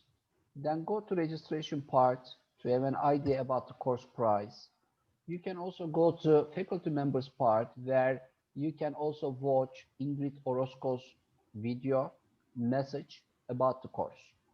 Ingrid, thank you very much for joining us, and thank you very much for your global efforts to turn economies more with the power of women entrepreneurs. Thank you very much. Thank you very much, Pavers, for the invitation. And we are going to be super happy to see you all there. And hopefully you get registered soon.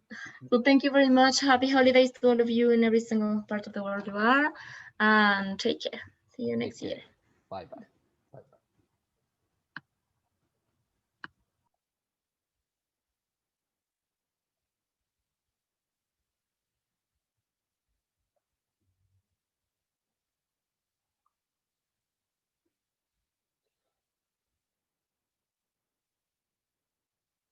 Hello, Saburhan.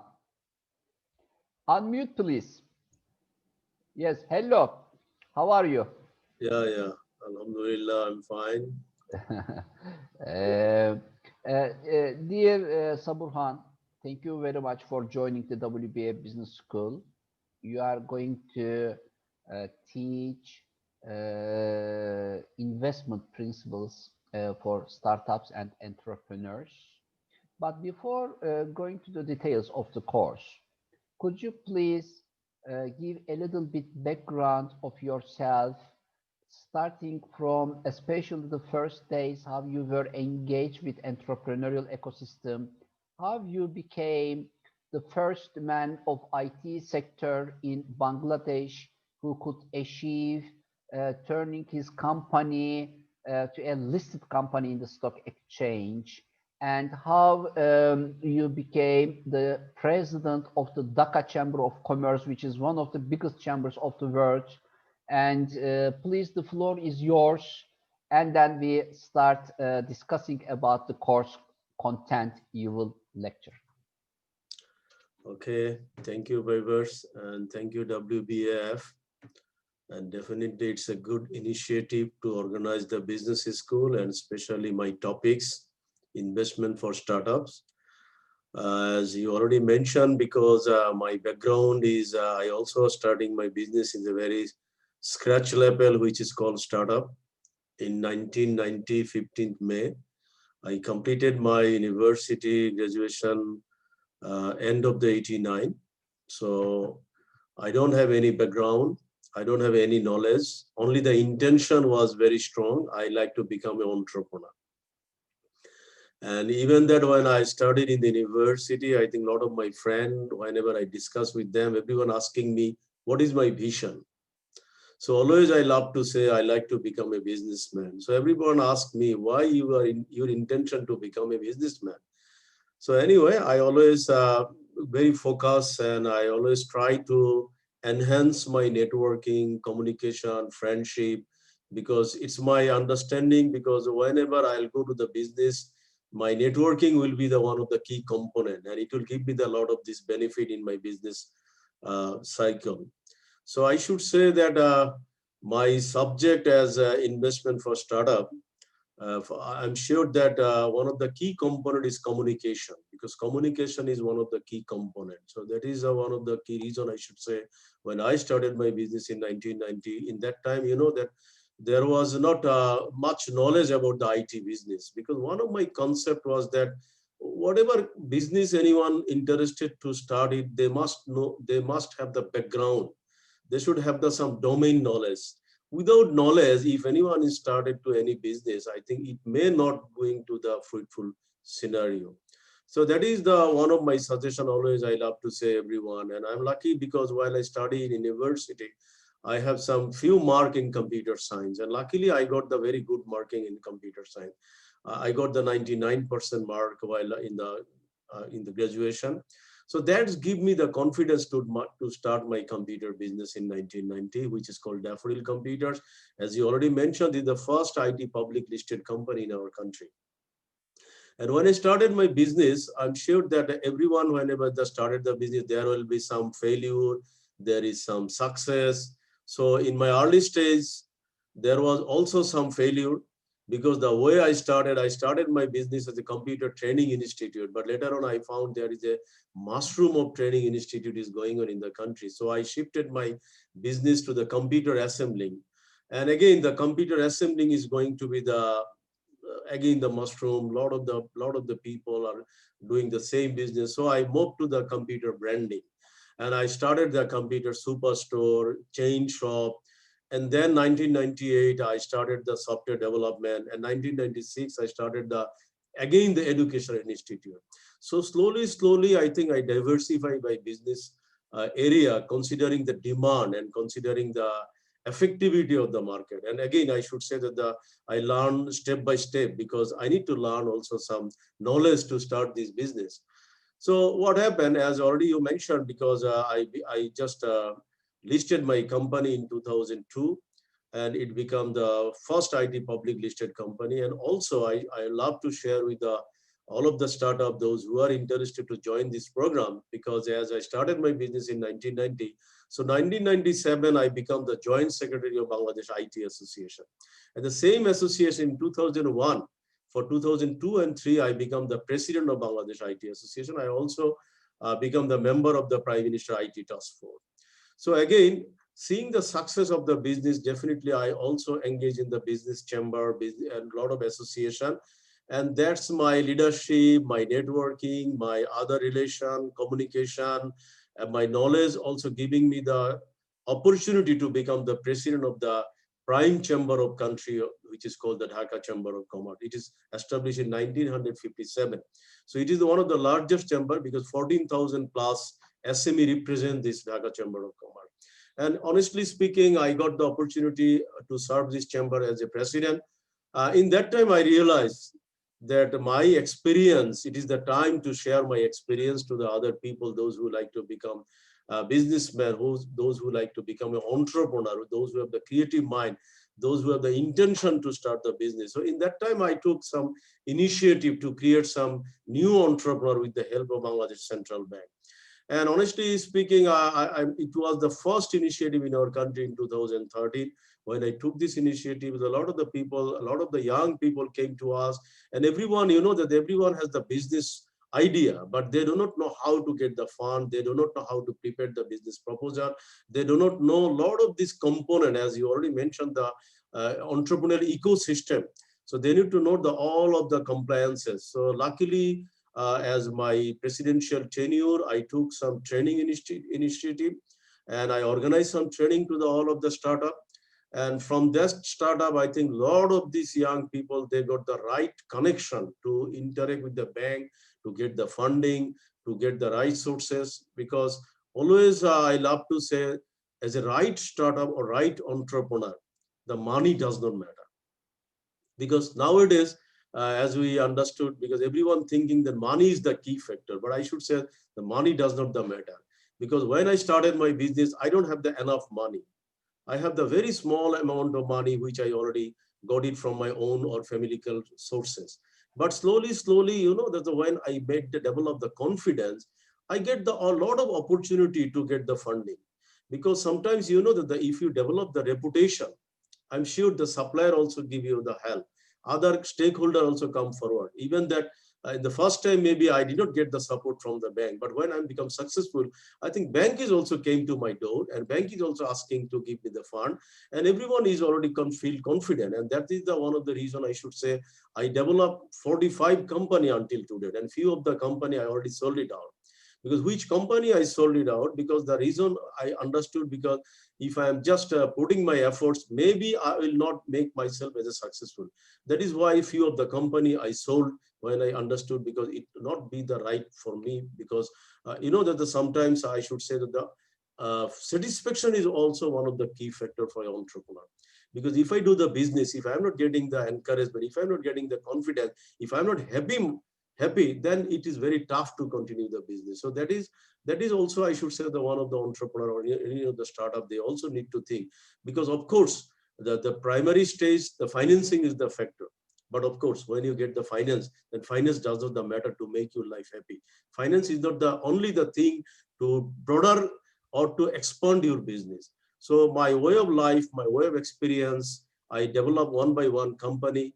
And in the preliminary stage, when I developed the company, honestly speaking, I should say that I don't have the enough fund in my hand. In 1997, when I started my first training institute called DIIT, I think we started only 3 students. And everybody is laughing. This is a very small institute, but that institute is now represent the Bangladesh, the country's largest education conglomerate. Now we have the university, we have 20 plus educational setup.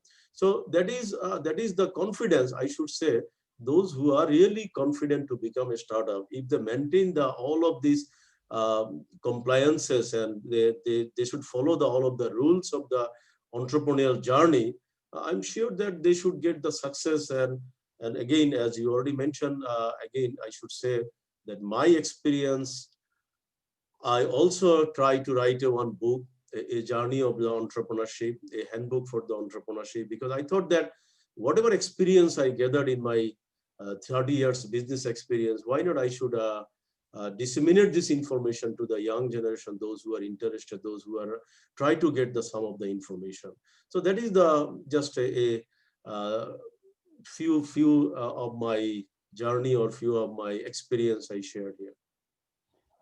I think it is a great I mean experience you will carry to the classroom. Classroom is online, by the way. I mean the I think in the very near future we will have to highlight when we say classroom as no, it is traditional classroom, because every every classroom will be online, and traditional one will be the exceptional one, I think, in the near future. So you will carry your experience from the field to the classroom. So participants of your course, as a matter of fact, will have a great advantage of hearing from the first hand the principles and do's and don'ts in the financial and non-financial journey. I think this is very, very important. And for the audience now, could you please tell us, for example, in your course, what are you going to highlight? I mean, what are the most important things you will advise to entrepreneurs if they really want to create a success story? Oh, thank you very much. So I think I'm just sharing one of the slides. So where I'm giving some idea. So just 1 minute, please. So I think I just like to share with all of this participant, and thank you very much to remind me. This is all of the class will be conducted through the online. I think COVID-19, this pandemic is giving us another opportunity to interact with through online, because before COVID-19, I think no one realized that this online platform will be so powerful. And I must say that is also the opportunity for all of the startup to utilize the technology properly, because due to this pandemic, I'm sure that the business concept is also going to the lot of disruption, and lot of the new technology and new opportunities also coming to the new startup. Because as you know that the Zoom platform, what we are using, I'm sure that the Zoom was a very small company, but now it's $1 billion company. And not only the Zoom, a lot of the company, those who are coming forward to introduce them in the virtual platform, I'm sure that everyone is doing very well. And the online sale, and the cloud business, and everything is giving the another momentum. So I should say that to doing class to the online, and to utilize the tools, and to absorb the technological development should be the one of the key component also for the all of the startup. So that is why I should say the investment for the startup, what I think that it is the very common, it is everyone know about it. But again, I like to give the idea, because that if everyone has the intention to become the businessman, but my course, I will try to give them to become an entrepreneur, because entrepreneur need to be creative, entrepreneur need to be innovative, entrepreneur need to add some value. So that is why I should just show this picture, because if the businessman, maybe he or she cannot add some value, but as an entrepreneur is always add a lot of value. And considering the value, I think they should get the pulse of the market. And again, I should say that there is some steps also for the startups, because startups need to follow some step, and they should definitely they should analyze them, their what strength or what weakness, what opportunity, what threat they have. They should take all of their analysis and all of their there's a strong factors in the papers, and they should write it down properly, because otherwise going to be the pitching or going to the investor, it will be very tough to identify them properly. And at the same time, the market analysis in my course, I will also try to giving the idea the how they should do the market analysis, because a lot of cases we found that startup may not analyze the competitor analysis, because whatever idea they are thinking, whatever business idea they are coming, they thought that maybe it is the best idea and they can easily penetrate to the market. So no, I think they must have to do the market analysis properly before coming to the investor. At the same time, a lot of the legal procedure like registration, like copyright, like hosting, company name, and a lot of the factor they also need to maintain. Without legal procedure, they should not go to the make a business plan also.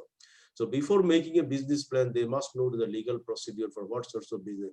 Because if I'm going to the healthcare business, I think there is one source of legal procedure. If I'm going to the education business, there is another legal procedure. If you go to the IT business, there is another legal procedure. So anyway, so then I should say that the coming to the business plan. Business plan, of course, I'm sure that due to cause of the internet, due to cause of this technological development, a lot of the business plan is also available now.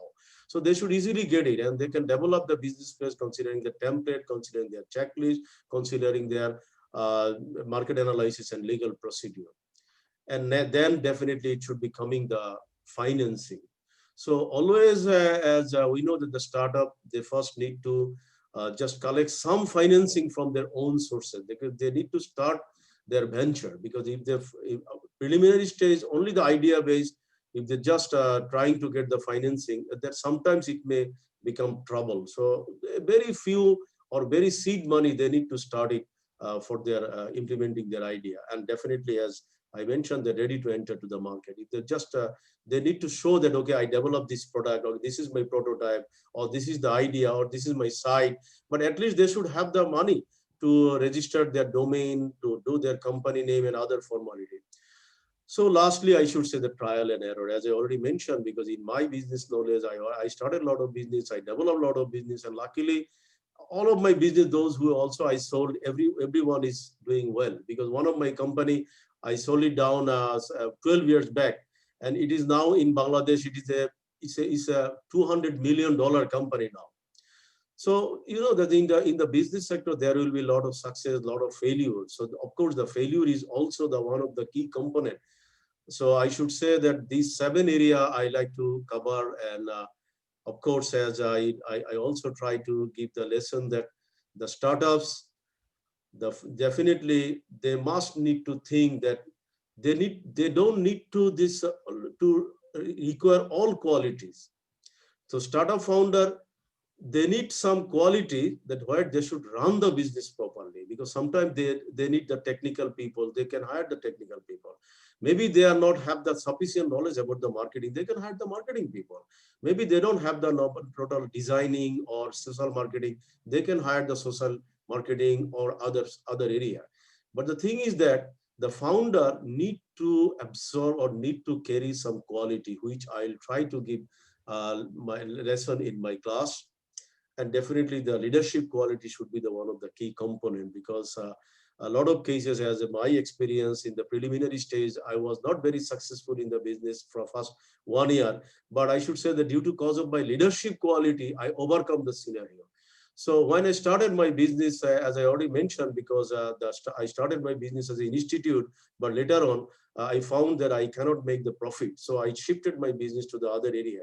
So then I developed the, my staff, give them the training and equip them with the demand of the market. So that is why I should also think that we must give the knowledge about the leadership quality of the participant.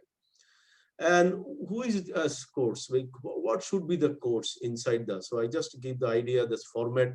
It is the 12 hours lecture session with the online, as Viver Saltundas already mentioned.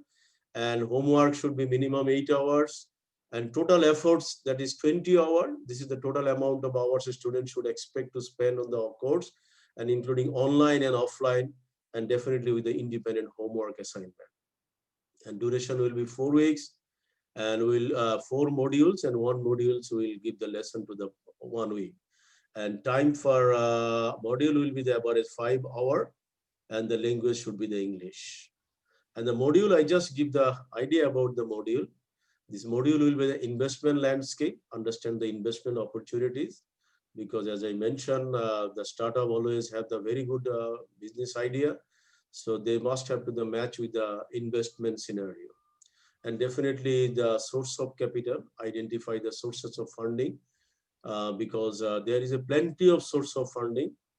And I'm sure that these startup, whenever they will understand there are various kinds of source of funding, I'm sure that it will be easier for them how to collect the money, how to get the fund capital.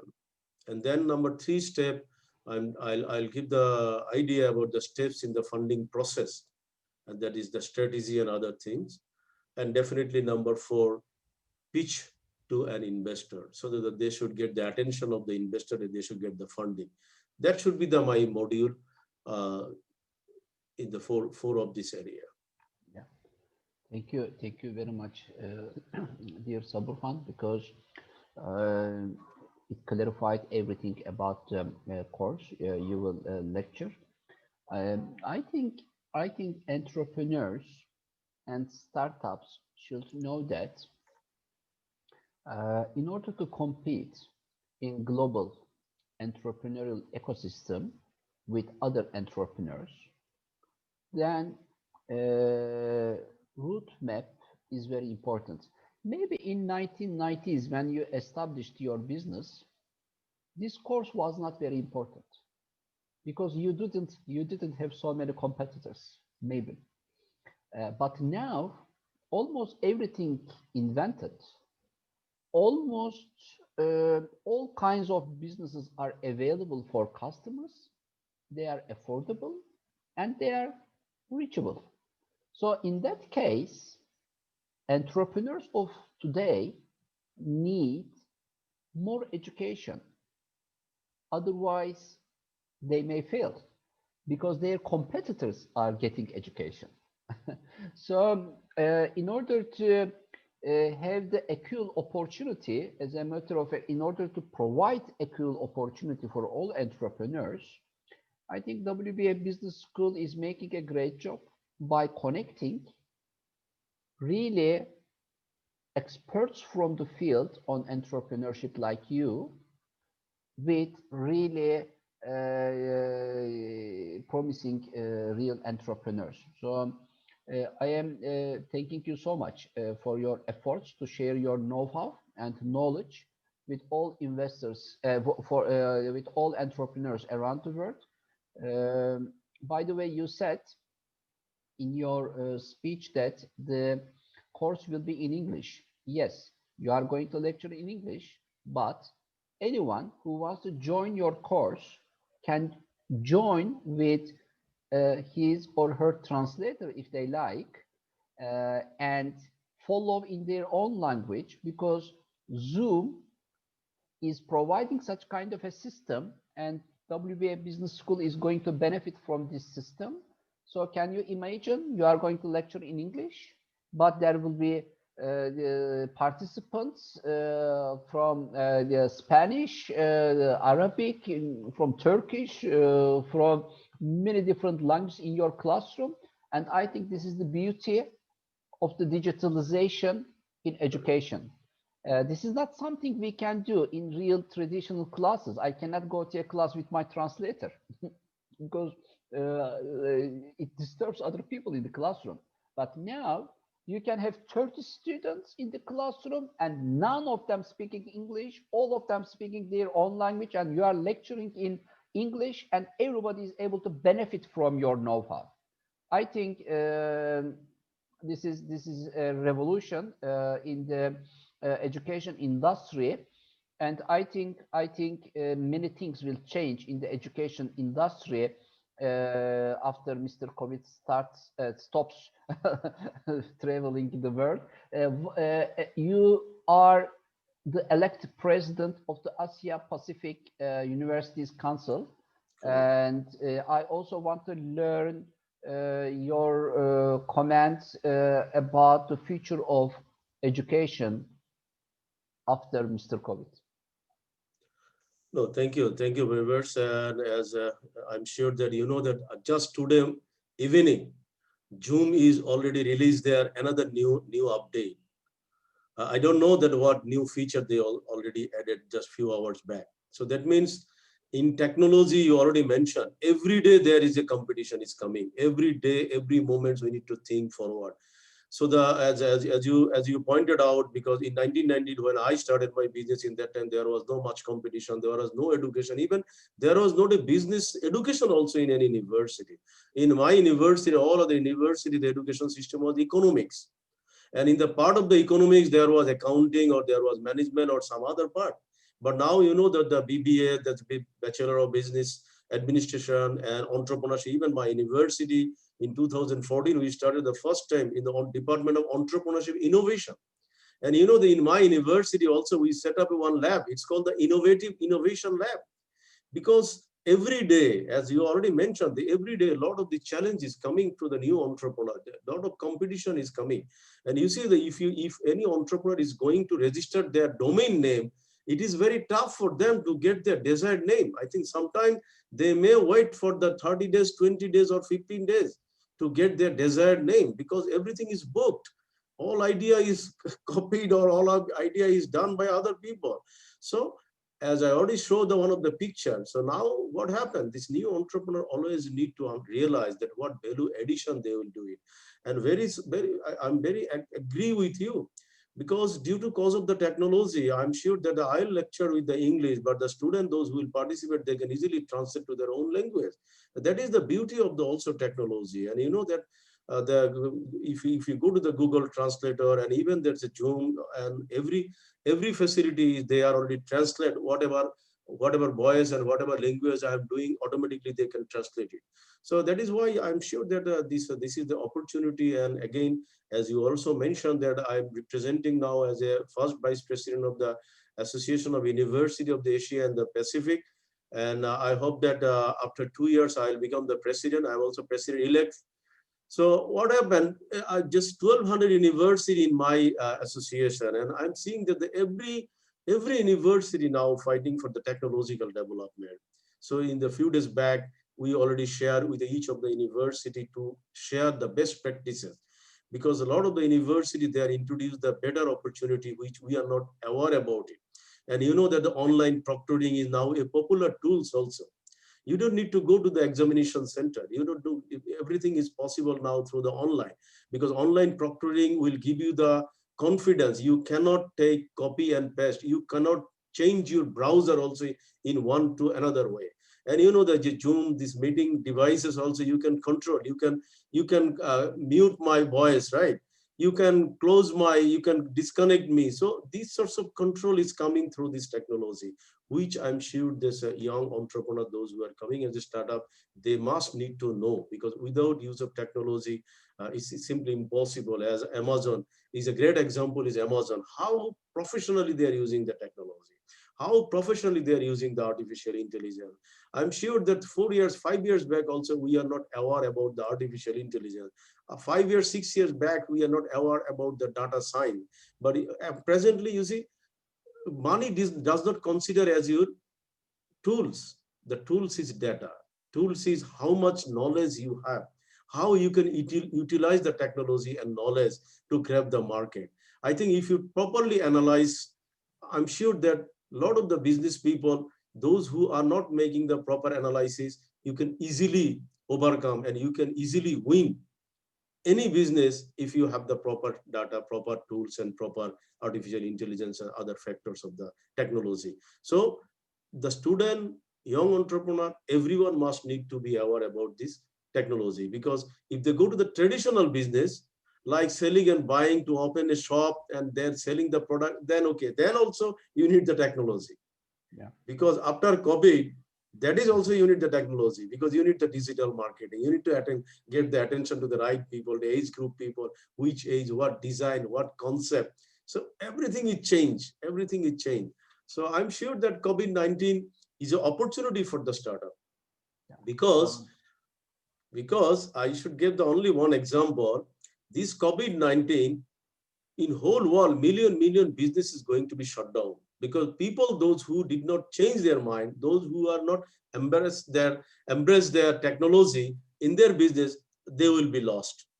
So easily, young entrepreneur can easily occupied or starting their business based on this failure or based on this example.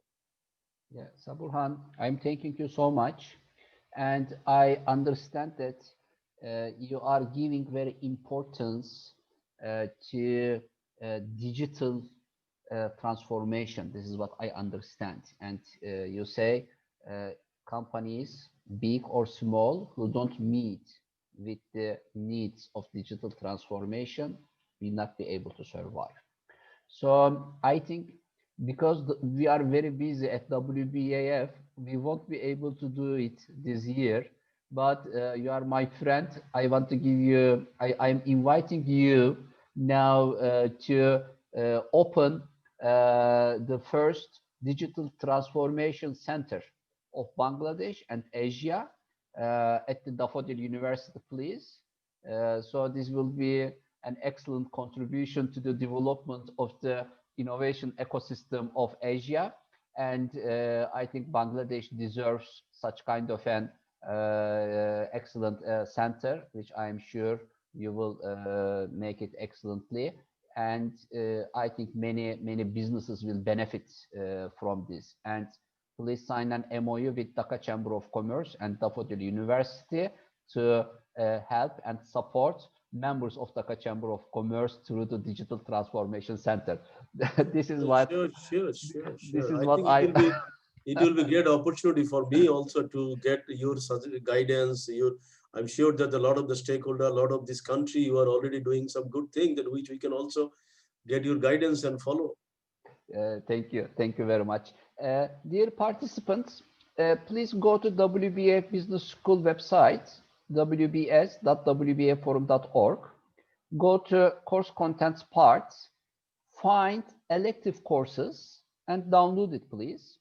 In the elective courses part, you will find the wonderful course of Saburhan, and please review the documents. Go to registration parts and have an idea about the course price. Go to faculty members part. There's a special video of Saburhan produced for you. Please watch it. If you have any question, you can mail it to Secretary General of the school. The email is available in the help desk. Or you can directly send a message through Facebook or LinkedIn or Instagram to Dr. Saburhan. So I'm sure he will deal with your questions personally. Dear Saburhan, thank you very much for your efforts. Thank you very much for joining the WBAF Business School to share your know-how.